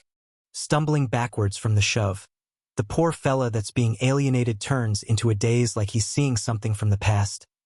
My Bye-bye. Where my little Bye-bye? Woohoo. Where's my good granddaughter? Extremely unsightly in the face now, Keeper Ling didn't want to hear anymore. Nothing but a little beggar that you picked up off the streets. How can you even think of her as your granddaughter? She's not even born of your son. Damn it, if you want to be crazy, then go do it somewhere else. It's all your fault that everything is like this now. As someone that has a screw loose in the head, the crazy old coot clearly didn't hear a single thing there. Instead of arguing, the poor fella simply ran for the exit to leave the palace in search of his missing granddaughter. I'm going to find my good granddaughter. Where are you, my good granddaughter? Trembling all over from rage at this point, Keeper Ling wanted to explode but couldn't out of his own pride. He's the sane one here, so he's not going to stoop to the level of someone that's not right in the head. Hey, nothing will happen if we let him run off like that, right? Keeper Zun, Ashen Robe, comments from one side after seeing his former companion's deteriorated state. No matter what, they were once considered brothers, so his heart still ached for the poor fella. If he wants to find her, then let him go look. Regardless, that girl no longer exists, so even if he turns the celestial realm upside down, he will still not see her. Making a heavy flick of his sleeve, Keeper Ling did not want to spare another glance in the general direction of where the old coot went and turned for the back mountain. Likewise, several of the other keepers also sighed and shook their heads in disappointment before turning for their own rooms. They may have chosen to side with Keeper Ling, but they also lamented the fact that the once strongest of their bunch has regressed to the level of becoming the weakest. Fate sure likes to play tricks on the living. Bandit Deetsong 5. Just as these rulers of the celestial realm were discussing on how to handle the demon realm, Deetsong and his gang of bandits had already robbed through countless cities in their path. Naturally, the treasures from their venture were handed over to Bai Yan in the aftermath. It's just that news tended to travel fast in cases like these. When Deetsong arrived at his next targeted location, the whole city had already evacuated and took with them the treasures that would have been sitting here for his taking. Sire, what do we do now? A guard turns to ask with a nervous voice. Dark in the face, the Demon King raises his hand and gives the order, continue. He doesn't believe there's nothing to gain today. The corner of the guard's mouth began to twitch at this ridiculous situation. When did the king become so bandit-like? At the same time while that was occurring, a small little head carefully sticks out from the corner of the demon palace gate leading to the outside. When those eyes saw that no patrols were nearby to get in his way, he immediately beckoned the little dragoness from behind to come forward. SHHHH. Placing a finger to his lips to gesture for quietness, Xiachen then tiptoes away with his sister for freedom. However, before he could even make it out of the palace grounds, a familiar scent had suddenly appeared in front of himself and blocking his path. Stiffly raising his head to confront the beautiful face, he greets her with an awkward grin. "Auntie, what a coincidence. Xiachen, where are you going with Dragoni?" Di Xiaowan pricks her brow. "Ugh." Shifting his eyes left and right in order to come up with an excuse. "Me and Dragoni are going out to play. We will be back soon." "Is that so?" said the demon princess with bemusement.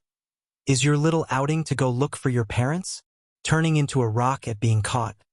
When did this sweet dumbaklutz of a auntie become so clever? "Auntie." Not giving up, he tugs at the girl's arm in a pleading manner. "I miss mother a lot. Can you let me go find her? Your mother said not to let you go out. If she finds out that it was I who allowed you to leave, then she's going to be very angry once she gets back." "Auntie, I know you care about me a lot, but I really do miss mother." Getting all teary in the eyes, he decides to use the best skill in his arsenal. "And I am very strong now. I can protect mother. Auntie Princess, can you let us go?" Dragoni also decides to join in on the attack and tugs at the other free arm with tears starting to fill her eyes. "It's not impossible for you two to go." Di Xiaowan starts showing a cunning light in her beautiful eyes then. "I can go with you, that will be fine." Xiachen just stared at the girl, unable to take in what he's heard for a good moment. "But your strength, auntie." "What?" The demon princess gives a heavy knock at the boy's head to show her disgruntlement. "Are you saying my strength is low, that you're afraid? Just so you know, my strength is only weak because it's sealed away by that bastard, once it's released. But that's only if you can release the seal first." Xiachen unkindly retorts his aunt's logic. "Bandit Ditsong, 6?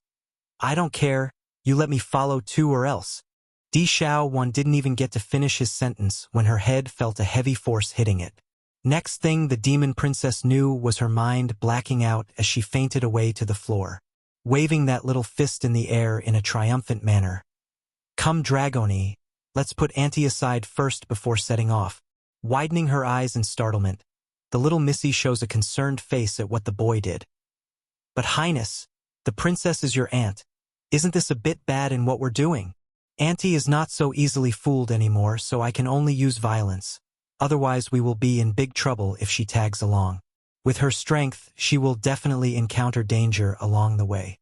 A frown surfaces as he says that. It's not like Xiachen wanted to do it this way, but he has no other method aside from knocking his aunt out. The sweet dumbaklutz was too big of an unstable variable to their plan. "Come on, help me carry her inside." He lowered his body to lift the demon princess up, however. The boy quickly discovered how heavy the girl was compared to her relatively thin body shape. "Okay." Dragoni obediently ran to Xiachen's side to help. When the two kids said they are bringing Di Xiaowan back inside, they didn't exactly mean carrying like in the traditional sense, because the next second later, a noticeable thud could be heard after they literally threw the girl right across the air like some sort of throwaway baggage. "Run!" After finishing their deed, the little steam bun hurries to grab onto the little missy's hand to run for the outside. Who? Inside the palace, the patrolling guards had heard the commotion by this point and came running for the noise. "Quick, go call second elder and them, the princess has been attacked." The supervising captain exclaims and shouts out to his subordinate. Without delay, one of the cleverer ones rushed for help and returned with the elders in question. When they saw how Di Xiaowan has been knocked unconscious, one couldn't even begin to describe how dreadfully white their faces were at this point. "What are you all waiting for? Hurry and go carry the princess inside." Second elder roars out at the palace guards while his legs trembled profusely. But before the task could be carried out, Di Xiaowan's consciousness had already begun to return. Princess. Fourth elder speaks with a nervous voice. What happened? Did those from the celestial realm attack? At first the princess was still rubbing the back of her head from confusion due to being knocked out. But that question immediately brought her back to reality. The Xiachen who hit me, he is running off to find Bai Yen. Go stop him. What? Fourth elder shuddered from the realization of that news. Due to the intense shock, he nearly fell backwards when his legs stumbled backwards. I will go find His Highness. You bunch here take care of the princess. It only took a blink of an eye after he said that to disappear from the spot. The man didn't want to waste another second here because he's afraid he won't catch up to the boy. Princess, how are you? The remaining elders honestly didn't expect the culprit to be Bai Xiachen himself. Now not only do they have to worry about the princess's health here, they also have to worry about their prince encountering danger while not under their watch. Likewise, Di Xiaowan also felt guilty at being so careless. It's true she wanted to go with them, but this has gone far beyond what she wanted and it's all her fault. In the valley not far from the palace, Bai Xiachen's ears had picked up some movement from the rear. In his haste, he pulls the little missy into the bushes to hide. Bandit Deetsong, 7. Here, eat this. He takes out a bottle and hands it to Dragoni. What is this? The little missy asks. This is a medicine that can mask your scent and aura. I took it from Mother a while back. When I was at the Holy Land, I would often go out with Sister Yi to do bad things, so this medicine was essential for us. Unlike all the other Dan pills in his possession, Bai Xiachen could only recognize this one because of the frequent use. After taking the pill, both kids made sure to stay still while huddling inside the bushes as they hid. Thankfully their bodies are so small, thus allowing the leaves to cover their bodies very well and giving them ample opening to see fourth elder speeding right past their spot. How strange. The senior eventually came to a halt after noticing something was wrong. I clearly followed His Highness's scent. Why did it suddenly disappear after I've come this far? After a thought, he didn't hesitate and continued to chase. In fourth elder's mind, he only needs to continue the pursuit and he would find the prince. Seeing the figure disappear from his view, Bai Xiachen became relieved and jumped out of the bushes. Let's go Dragoni, he's gone now. We will take another road to avoid him. However, right as the boy's about to leave with the little missy, he stopped again and turned around to rummage through his storage bag for some ink and pen. I need to leave a message for fourth elder lest he continue to search for me. I can't have others getting into danger because of us. Finding a large tree nearby, he scribbles something along the trunk, so there's no chance for others to miss it. Okay Dragoni, let's go. He claps his hand with satisfaction and stored the items away. Perhaps it's because of how long he's been searching and getting no result that fourth elder decides to turn back. Where in tarnation did His Highness go? Suddenly, his eyes widened in shock after seeing the lines of writing on the tree. Fourth elder, help me apologize to Auntie please. I didn't have any other way. Also, I must go find Mother, so don't look for me and Dragoni. We will return with Mother once we find her. Towards this message, fourth elder could only get a bittersweet flavor in his mouth. It seems that the prince must go to the queen. Even if we manage to bring him back, he will still leave again. Making a long sigh, he didn't continue his fruitless chase anymore and turned for the palace. How did it go? Di Xiaowan was anxiously waiting at the palace gate when she saw the man's return. It's just that the initial happiness on her face had faded away when finding the elder didn't bring the kids back as she expected. You didn't find Xiachen? The princess asks with pursed lips. Fourth elder nods slowly. His Highness was too cunning and escaped my pursuit. He left a message for you and that he's sorry, but he will go search for the queen regardless of what we do. Freezing up in her posture. But the celestial realm is too dangerous. Bandit Deetsong, 8. Princess, we have no solution to the prince's decision. Furthermore, I don't think we can bring him back even if we tried. The effects of a demon's blood lineage held a lot over those of inferior quality. If Bai Xiachen truly doesn't want to return, he could simply use his control over these demons to order them not to interfere. Di Xiaowan knew what the fourth elder said there was very reasonable and held no lies. Nevertheless, her heart couldn't stop worrying. Xiachen is still only a child. I can't let him go to the celestial realm alone. I must find him. That said, the demon princess then pushes the elder aside to chase after the boy herself. Princess! Fourth elder exclaims and hurried to stop this. You let me go, I must find Xiachen, you. Bonk! Finding how stubborn the girl was, the poor elder did the only thing that came to his mind, and that was to knock the princess out with a karate chop. Sighing, we absolutely can't let the princess run off by herself. She's been tricked by the prince already, and she still fell for the hit by me. There's no way she will survive on her own out there. In comparison to the prince, these demons are more concerned with this sweet Dumbaklutz than anything else. What's more, it's well known by now that Bai Xiachen had gone through the training inside the secret domain and gained immense strength in doing so. Adding that with his cunning personality, it's reasonable to assume the boy would be fine even if he's alone. Fourth elder, aren't you afraid the princess will raise a fuss after she comes to? Crossing his arms around the chest, sixth elder asks with a bemused face. Shrugging, other than knocking her out, do you have any other plan? You know as well as I do that the princess is the type to be sold and then go count the money for the seller. After he said that, the elder didn't dally around and picked the girl up around the waist to carry back inside the palace. Once again, peace has returned to the demon realm for the time being after this little twist of event. Once they finished ditching their pursuers, Bai Xiachen and Dragoni's first destination would of course be the border city. However, he was quickly disappointed when he discovered that Bai Yan had already left by the time they arrived. As such, the two kids also snuck into the celestial realm on their own after learning that. Against the new and interesting things, Dragoni have always been the curious one among the pair. Therefore, when they arrived at the closest settlement, her eyes immediately began to wander left and right at the new environment. Damn beggar! How dare you come steal from our restaurant? Someone come! Help me throw this beggar out of here. This was what Bai Xiachen heard when he was frowning at what to do next. Turning his head around for the source, he could see several people dragging a dirty old man out of an establishment. The senior's hair appeared very messy, just like a chicken's coop, but the worst was the odor coming out of that body. It stinks! But the group apparently wasn't done after they kicked out the beggar. Instead, they began to start beating the old man with their sticks to vent their anger. Oddly enough, the dirty senior didn't even flinch at the assault and continued to gnaw away at the chicken in his hand. Clearly, the food was the reason why he went inside the restaurant. This scene made the boy frown even harder.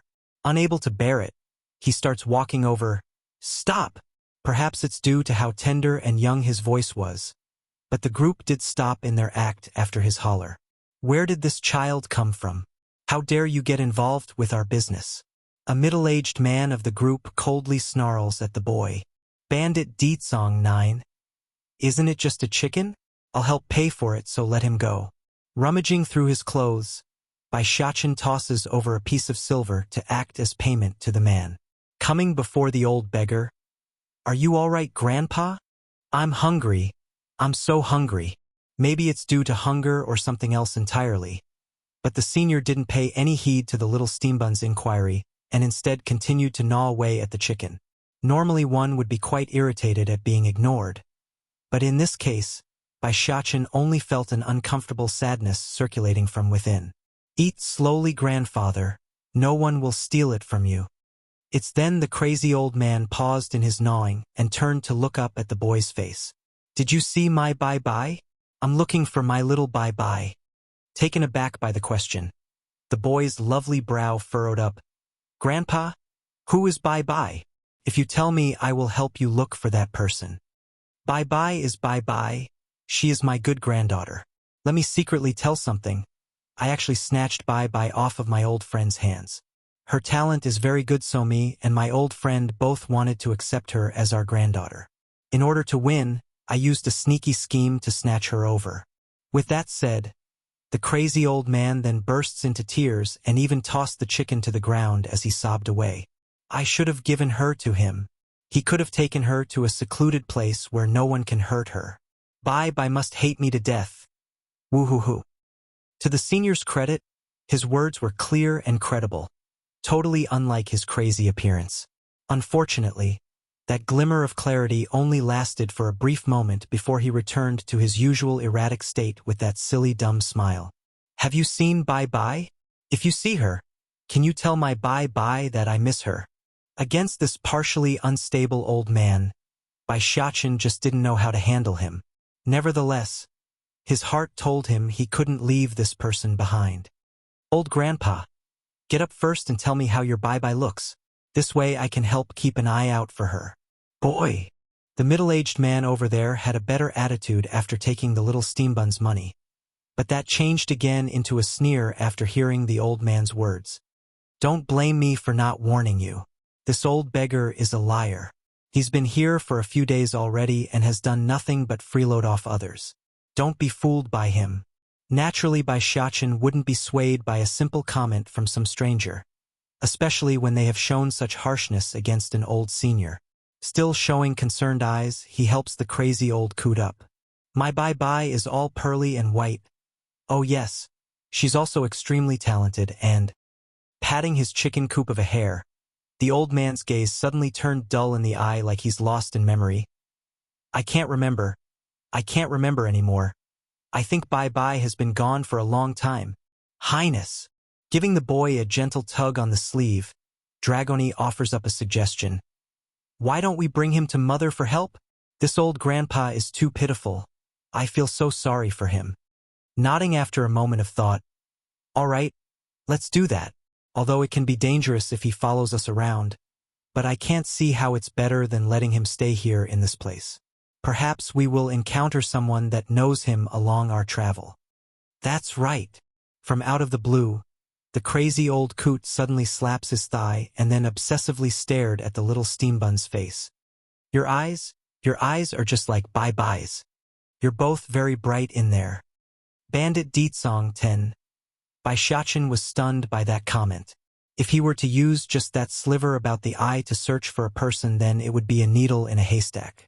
Where would he find such a person among so many? Grandpa, you follow us. My mother will help you find your Bye-Bye. Look for Bye-Bye. The crazy old man once again showed that dumb, silly smile. Okay, let's go find Bye-Bye. In the end, the party of two has now become a party of three following the acceptance of this crazy old coot. Humph, don't listen to good advice then. Since the little steambun won't listen, the middle-aged man just huffs a grunt and returned to his shop. He could care less about some strange kid that has shown him so much disrespect. In a city not far away from where Bai Xiachen and them were, the patrolling guards at the city gate were just minding their own business today when they saw the unimaginable, a horde of demonic beasts trampling over to their location. Run! The bandits from the demon realm are coming! The guard's voice echoes across the entire settlement as he cries out this news. What? The bandits from the demon realm are coming? The denizens of this city were horrified by the explosive news. Without a care for whatever they're doing, everyone began to flee for their lives after quickly packing their stuffs. This includes the lord of the city as well, who emptied his treasury vault in a breeze. Yen, why don't we take root in this city? Those in charge of the celestial realm should have taken notice of us by now after all the noise we made. Deetsong softly asks after he halted the horde that's following them from behind. Gently caressing her own tummy, Bai Yen took a second to think about the proposal. All right, I was getting a little sleepy anyways. Let's rest here then. As if getting the signal to start acting up from that answer, I will be sure to clear everything in the way. Though the ones we encountered thus far is not strong at all, but those with real strength is sure to come soon. Your husband, I hear, will definitely beat every single one and make them serve you. Bai Yen just didn't have the energy to tittle around with her man's antics and began rubbing her own temple. Deetsong, I don't know why, but my body's feeling rather restless lately. Do you think something happened to Xiachen and them back in the demon realm? Of course not, Yen, you are overthinking this. He shakes his head in disapproval. With the amount of ruckus we're raising over here, those from the Celestial Palace will be too busy thinking up a plan to deal with us. Where will they have time to go attack the demon realm? Over the years, Deetsong has mostly figured out the strength and weaknesses of this celestial realm. What bothers him, though, were the lack of confrontation from those so-called keepers. Making an enlightened face, Bai Yan then thought of something else. Oh, that's right, Di Song. I want to go inquire about Bai Ning's whereabout. She's not absolutely certain if this Bai Ning was her biological mother or not, but it's a glimmer of hope she doesn't want to give up on. What's more, she could perhaps get some news on where Bai Xiao was. The woman's getting worried about her brother after he disappeared a while back. Of course, I will go send my subordinates out to search. You stay at home and take care of the baby. If there's any news, I'll be sure to come tell you. Nodding after concluding it's the best course of action. All right, I'll wait for your news. Spirit Fox 1. First Elder. After Di Song's attention shifted away from his wife, that handsome face promptly turned hard as he spoke. Pass my order down. This place will be our base from now on. As you wish. Cupping his fist, the senior respectfully complies. Even though there are not many enemies thus far, but the celestial realm's landscape stretches for millions of miles, there's going to be more coming for sure. Furthermore, they're only at the outermost stretch of the domain. They haven't even begun to touch the core area where there are dangers lurking at every turn. Also, send a couple of my strongest demon to guard the city gate. I don't want anyone coming or leaving without my explicit permission. After saying this, he immediately returns to helping Bai Yan into the city gate. However, unlike the bustling settlement that he expected of this place, what welcomed the couple was an empty husk that had toppled stalls and a street rolling with dried leaves. Looking at this scene, Di Song's expression instantly went black because he's really starting to question himself. Am I really that horrible that everyone will run before I even get here? Di Song. It seems your reputation is already infamous and far-spreading. Looking at this depressing sight of decline, Bai Yan's lips slightly curved upwards while trying not to let her husband notice the little slip-up on her face. Humph, these people aren't any better than me if that's the case. Narrowing his eyes in with an extremely sour note. They treated the demonic beasts as food and material. How are they any different? This world is like that, the strong eats the weak. Without strength, one doesn't have any right to dictate the rules. However, turning warm and gentle as he stared down at the woman in his arms. Whether or not you are weak or strong, you will always be the undisputed one in charge of the demon realm. Very pleased by those sweet words, Bai Yan didn't mind being pampered right now, especially when her tummy was starting to show the bump of her child. Di Song, I'm tired. No problem. I'll find a place so you can rest. Inside the city, the most luxurious place would have to be the city lord's manor. The only issue was the emptiness of the estate. There are no decorations or supplies left in place after the previous owner fled in haste. As such, Di Song figured it's better to take his wife to a local inn instead where it's more functional for now until an acceptable manor could be built atop of the old one. Di Song, I remember you mentioning there is a sizable population of demonic beasts living in this celestial realm. Is that correct? She asks while fiddling with her man's silvery hair. Aha! Let's do this then. Announce to all of those demons that they can join us if they wish, and we will rename this place as Demon City to act as a beacon of our influence. That's easy to do, Yen Yen. I'll go pass the message down to First Elder so he can do it. Giving the woman a peck on the forehead, his voice was all doting and loving.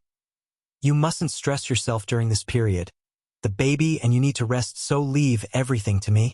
Not far from Demon City, there lies a valley which stretches for thousands of miles and was exceptionally dangerous. Nevertheless, two little adorable things are currently cutting through the shrubberies with their swords and carefully pushing forward. Spirit Fox, 2. Old Grandpa, you walk slowly. Bai Xiacheng decides to say that after finding the crazy old coot was jumping around too much in the area and putting himself into dangerous spots. Dragoni, you hold his hand so he doesn't run off and get lost. I alone will be enough to clear the path for us. Okay. Dragoni originally wanted to go back to as she's instructed, but the second she started walking over, the old senior bolted. Not to the side or in the opposite direction though. Rather, it's directly for the little steambun who's leading the party like a rushing bull. Bai Xiacheng honestly didn't know what was happening when he got charged. However, by the time he came back to his senses, he was already thrown to the floor and staring upwards at the sky. Boom! An invisible force from the back suddenly brushes past the toppled pair and smashes into a nearby tree, causing the huge stumpy trunk to explode from the impact and toppling over the last of the towering remains. What the? I didn't even notice that attack just now, yet this old man can react so quick. Is he really some random beggar? Oh, that was so scary, so scary. Despite what this old coot just did, he did not act like anything worthy of being called a powerful individual. In fact, that goofy grin and chicken coop at the top continued to give the iron-masked image of a senile old elder. Highness, Dragoni runs over to help the boy up. Are you all right? Did you get hit anywhere? I'm fine. Turning sharp in the eye, Bai Shachin stares in the direction of where the attack came from. Come, Dragoni. Let's go see what's happening over there. Although the little missy was very afraid of what lies ahead, she nevertheless listened to the little steambun's instruction out of habit. She's always been obedient to the boy's words, and this won't be any different. Up ahead, the entire area had been flattened instead of the tree-filled terrain like the rest of the forest. But that's not the most important bit in their view. It's the group of hunters and women at the center of their encirclement. The ladies covered in blood and appeared enraged by the foes. Spirit Fox, you have nowhere else to hide anymore after escaping us for so many years. Ha ha ha. The one saying this was a man that had an elderly but muscular appearance. I'll give you a chance. Submit to me or die by my sword. The woman wearing the green dress in the middle promptly sneered at the proposal. Even though she's clearly at a disadvantage and likely on the last leg, those eyes remain stubborn and full of fire. Submit to you? Dream on. I am Spirit Fox. Even if my soul is destroyed, I will never surrender to the likes of you. In that case, I'll grant your wish. Narrowing those old eyes in, the buffed elderly individual in charge of the hunters revealed a glint of murderous intent when he drew his blade. Bat hump! Just then, right as the cold hard steel was about to slash down from above, a small rustling sound from the side had caught their attention, causing the hunters to pause and look over. They could see it's a young little boy stumbling out from behind a huge tree, and considering those fear-filled eyes, they figured the newcomer were no threat to the group. Who are you? The elder asks with a demanding tone and made the little boy burst into tears. Spirit Fox, 3. I am looking for my mother. I am looking for my mother. Annoyed by the interruption, the old hunter frowned. Your mother is not here, so hurry away. This is not a place for children to stay. Since the other side was only a child, he didn't give too much care and simply shooed the other side away. Grandpapa. You? Can you take me to my mother? The little boy looked timidly at the hunters, his mouth drawing into a thin line of pity and sadness. If it was under normal circumstances, these hunters would have offered aid to a lost child for sure. But this was not the case today. They had more pressing matters at hand than to babysit a young boy. Go, hurry up and go. If you don't go, then I'll have someone throw you away. The buff old hunter impatiently waves at the boy again. Grandpapa. Since the distance between both sides had drawn to a measurable short distance at this point, the act of shooing away the child was like a welcoming gesture to cling onto the man's sleeve. This for sure made the old hunter grew more impatient. However, he didn't expect the shaking gesture from his arm to earn himself a dagger through the palm instead. You! The old hunter exclaims and tries to blow his little assailant away. Unfortunately for him, none of his power would come forward when he tried.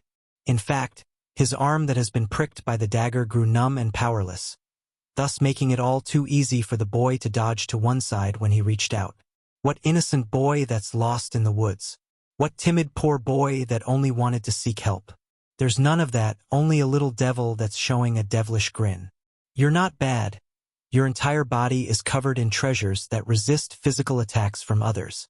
Aside from your face and the palm of your hand, none of my weapons would have been able to get through.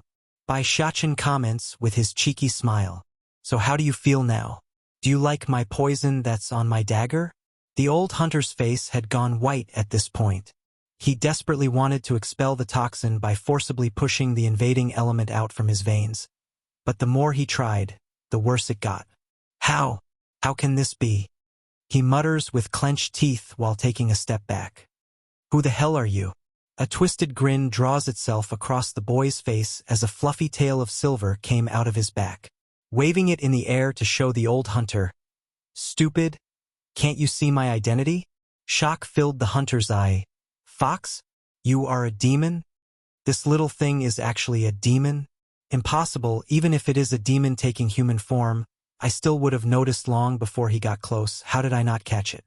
Dragoni, old grandpa, you can come out now. Baishachin beckons her friends to come out of hiding from the huge tree behind himself. So fun. So fun. The crazy old coot was the first to jump out of the cover, clapping his hand with that goofy smile.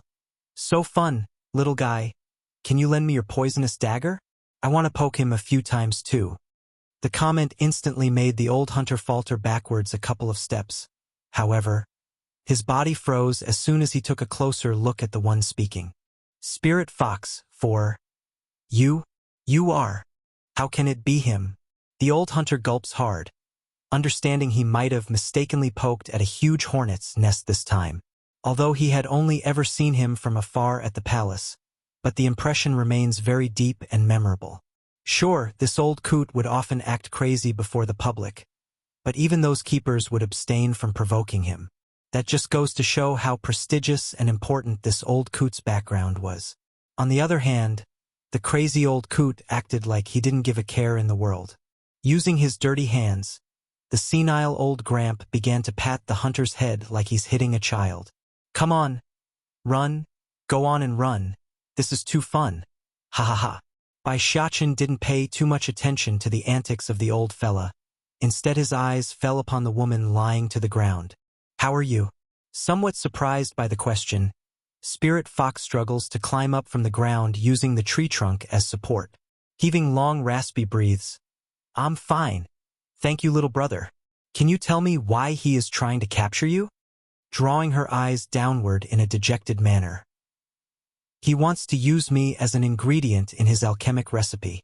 I kept running away and hiding, but in the end he eventually found me. Giving an understanding nod, Baishachin knew he must help. I have some Dan pills here, but I don't know which can help cure your injury. Why don't you try them all? How about it? That said, he promptly pulled out multiple bottles to hand over one bead from each one. Happy and grateful in her expression. I'm thankful, but medicinal pills are useless for me. I only need to rest for a while to recover, but as you can see, this place is too dangerous to do just that. When you leave, can you take me along? Okay. The little steam bun didn't hesitate to nod and places the pills away. Then have a good rest. I will take you with us.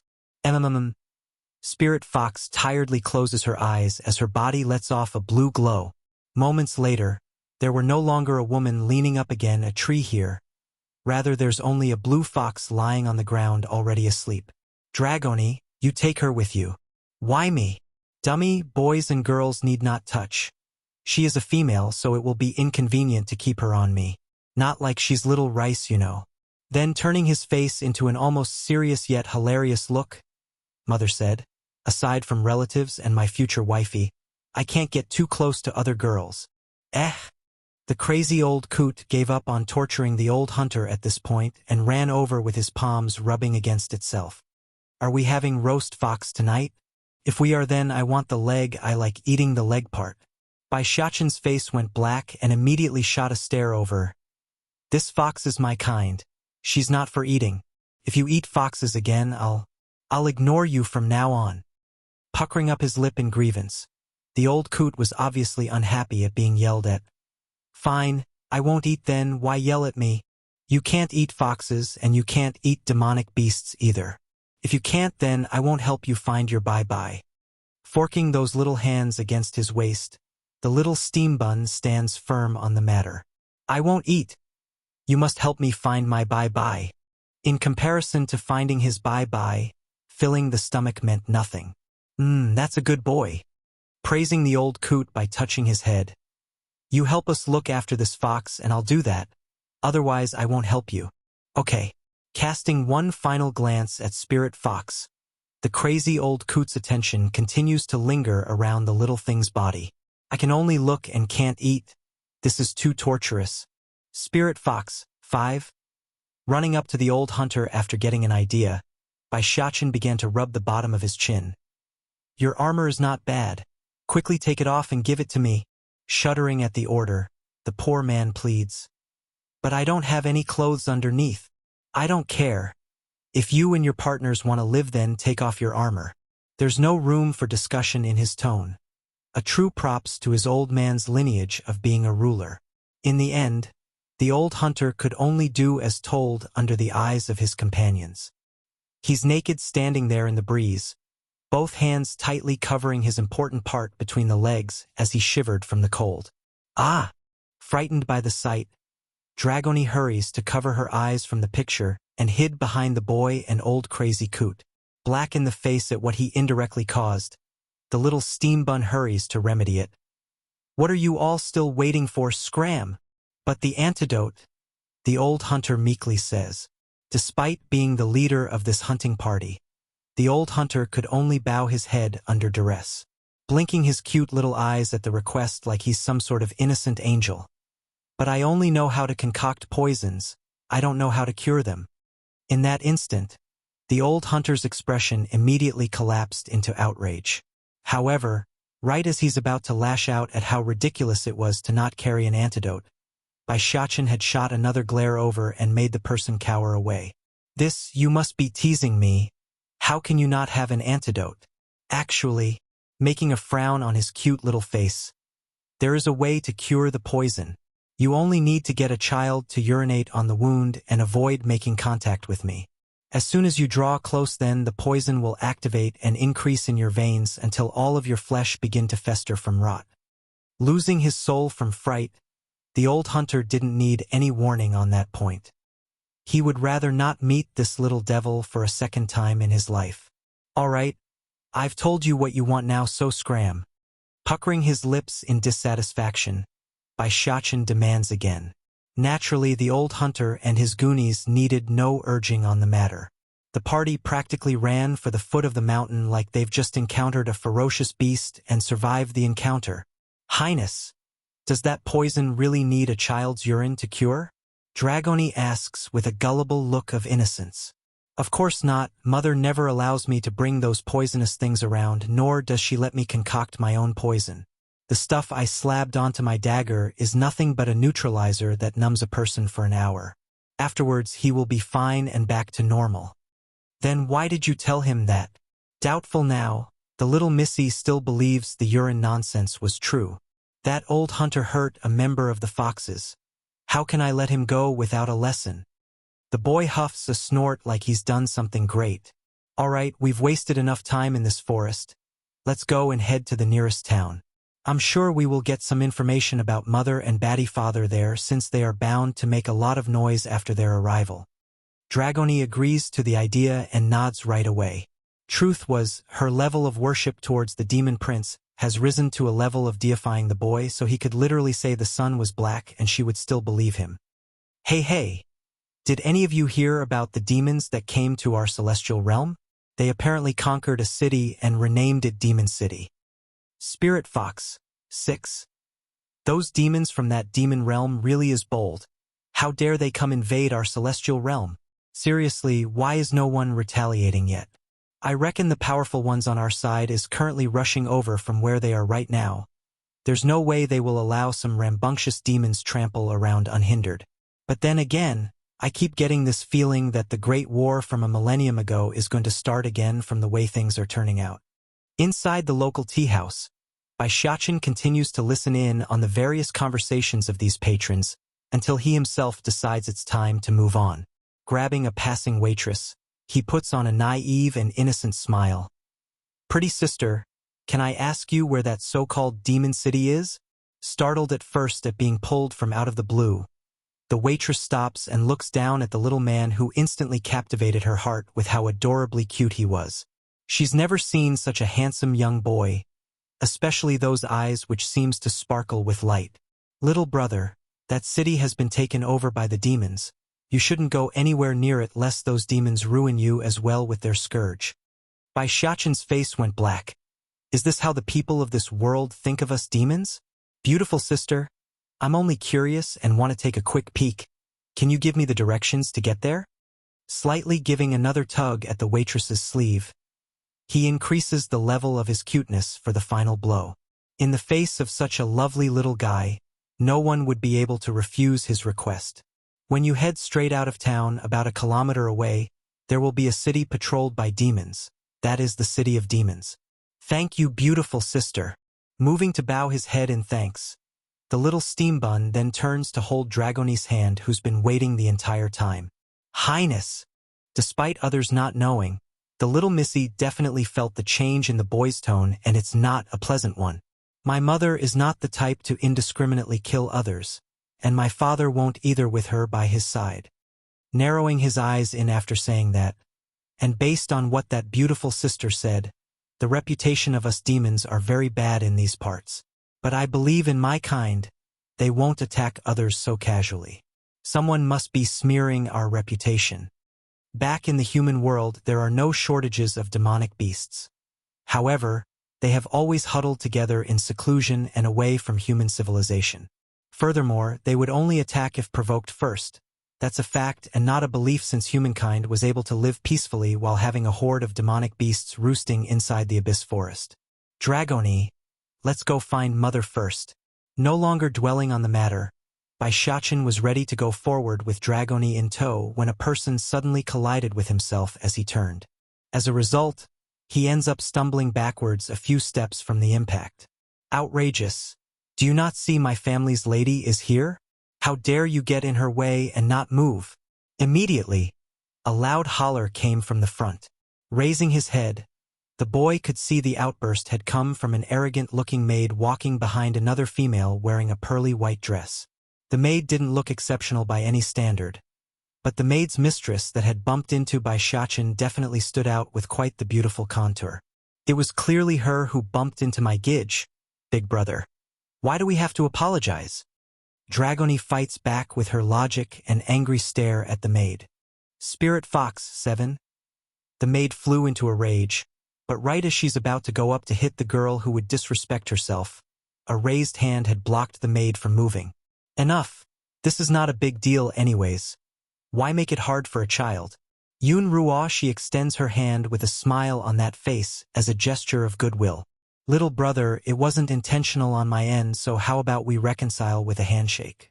First giving a look at the outstretched hand, then at the gathered crowd of onlookers, Baishachin only took a second to muse over the decision as he lowered his head in an apologetic manner. My mother told me that one should apologize if one did wrong, so I'll apologize. I didn't see you and bumped into you. I thought I wouldn't hit anyone because of how slow I was walking, but I didn't expect. In other words, despite being not at fault because of his slow pace, he would still apologize since both sides held responsibility. Going stiff in the face at being pointed out, Yun Ruo, she shoots a warning glare to the maid behind herself before turning back to the boy with a smile. My maid is too impolite, so don't mind her. Is she your personal maid? Asked Baishachin. She didn't understand why the boy would ask that, but nodded anyway. She is indeed my personal maid. I've had her by my side since I was a child. Oh! Nodding like he's enlightened. My mother said that a maid represents their master and mistress. If a maid is too arrogant, then that's the result of their master's deliberate indulgence. And in many cases, the voice of their master, because there are some words they don't want to say in person. That said, the little steam bun then raises his head to confront Yun Ruoshi directly in the eye. There are no maids like that around my mother who doesn't know what is right from wrong. Don't you understand that much? That made Yun Ruoshi go from green to white, then from white to green in exasperation. It's exactly as the boy says. She's been indulging her maid over the years, and would even use the maid to say things she herself doesn't want to say in public. But to be exposed before the public like so, it's making her extremely uncomfortable. Sure enough, the gathered crowd had started to turn their heads in disappointment, especially for those who thought the lady was some clean flower instead of the tainted rose whom she was. I thought this lady is gentle and kind with a good character, but then again, why would she have such a nasty maid if she herself wasn't so nasty? I know, right? If it wasn't for the boy, we would still be in the dark. I say, who is the boy's mother? He's clearly very well taught. The murmuring was starting to have an effect since Yun Ruo, she had clenched her fists up. The only saving grace was the fact that no one knew who she truly was. Otherwise, the image she maintained for so many years would be ruined today. Miss, Look at this boy. Pa. Not going to give ammunition to the little steam bun. She directly slaps the maid in the face to keep that mouth from yapping. You be quiet. How many times have I disciplined you? If it wasn't for your father whom I owe a debt to, do you think I would keep indulging you? In other words, she only turned a blind eye to the maid's nasty nature because of a debt, not because of what Bai Xiachen said about herself. You bitch! I finally found you. Just as Yun Ruo, she was twisting the story to her own advantage and clearing herself of any taint. The old coot suddenly pounced over from the side and threw a heavy punch to her head. Worse was that things didn't end there. The old coot also started to pull at her hair. The more he pulled, the harder his strength became until the situation crumbled into a mess.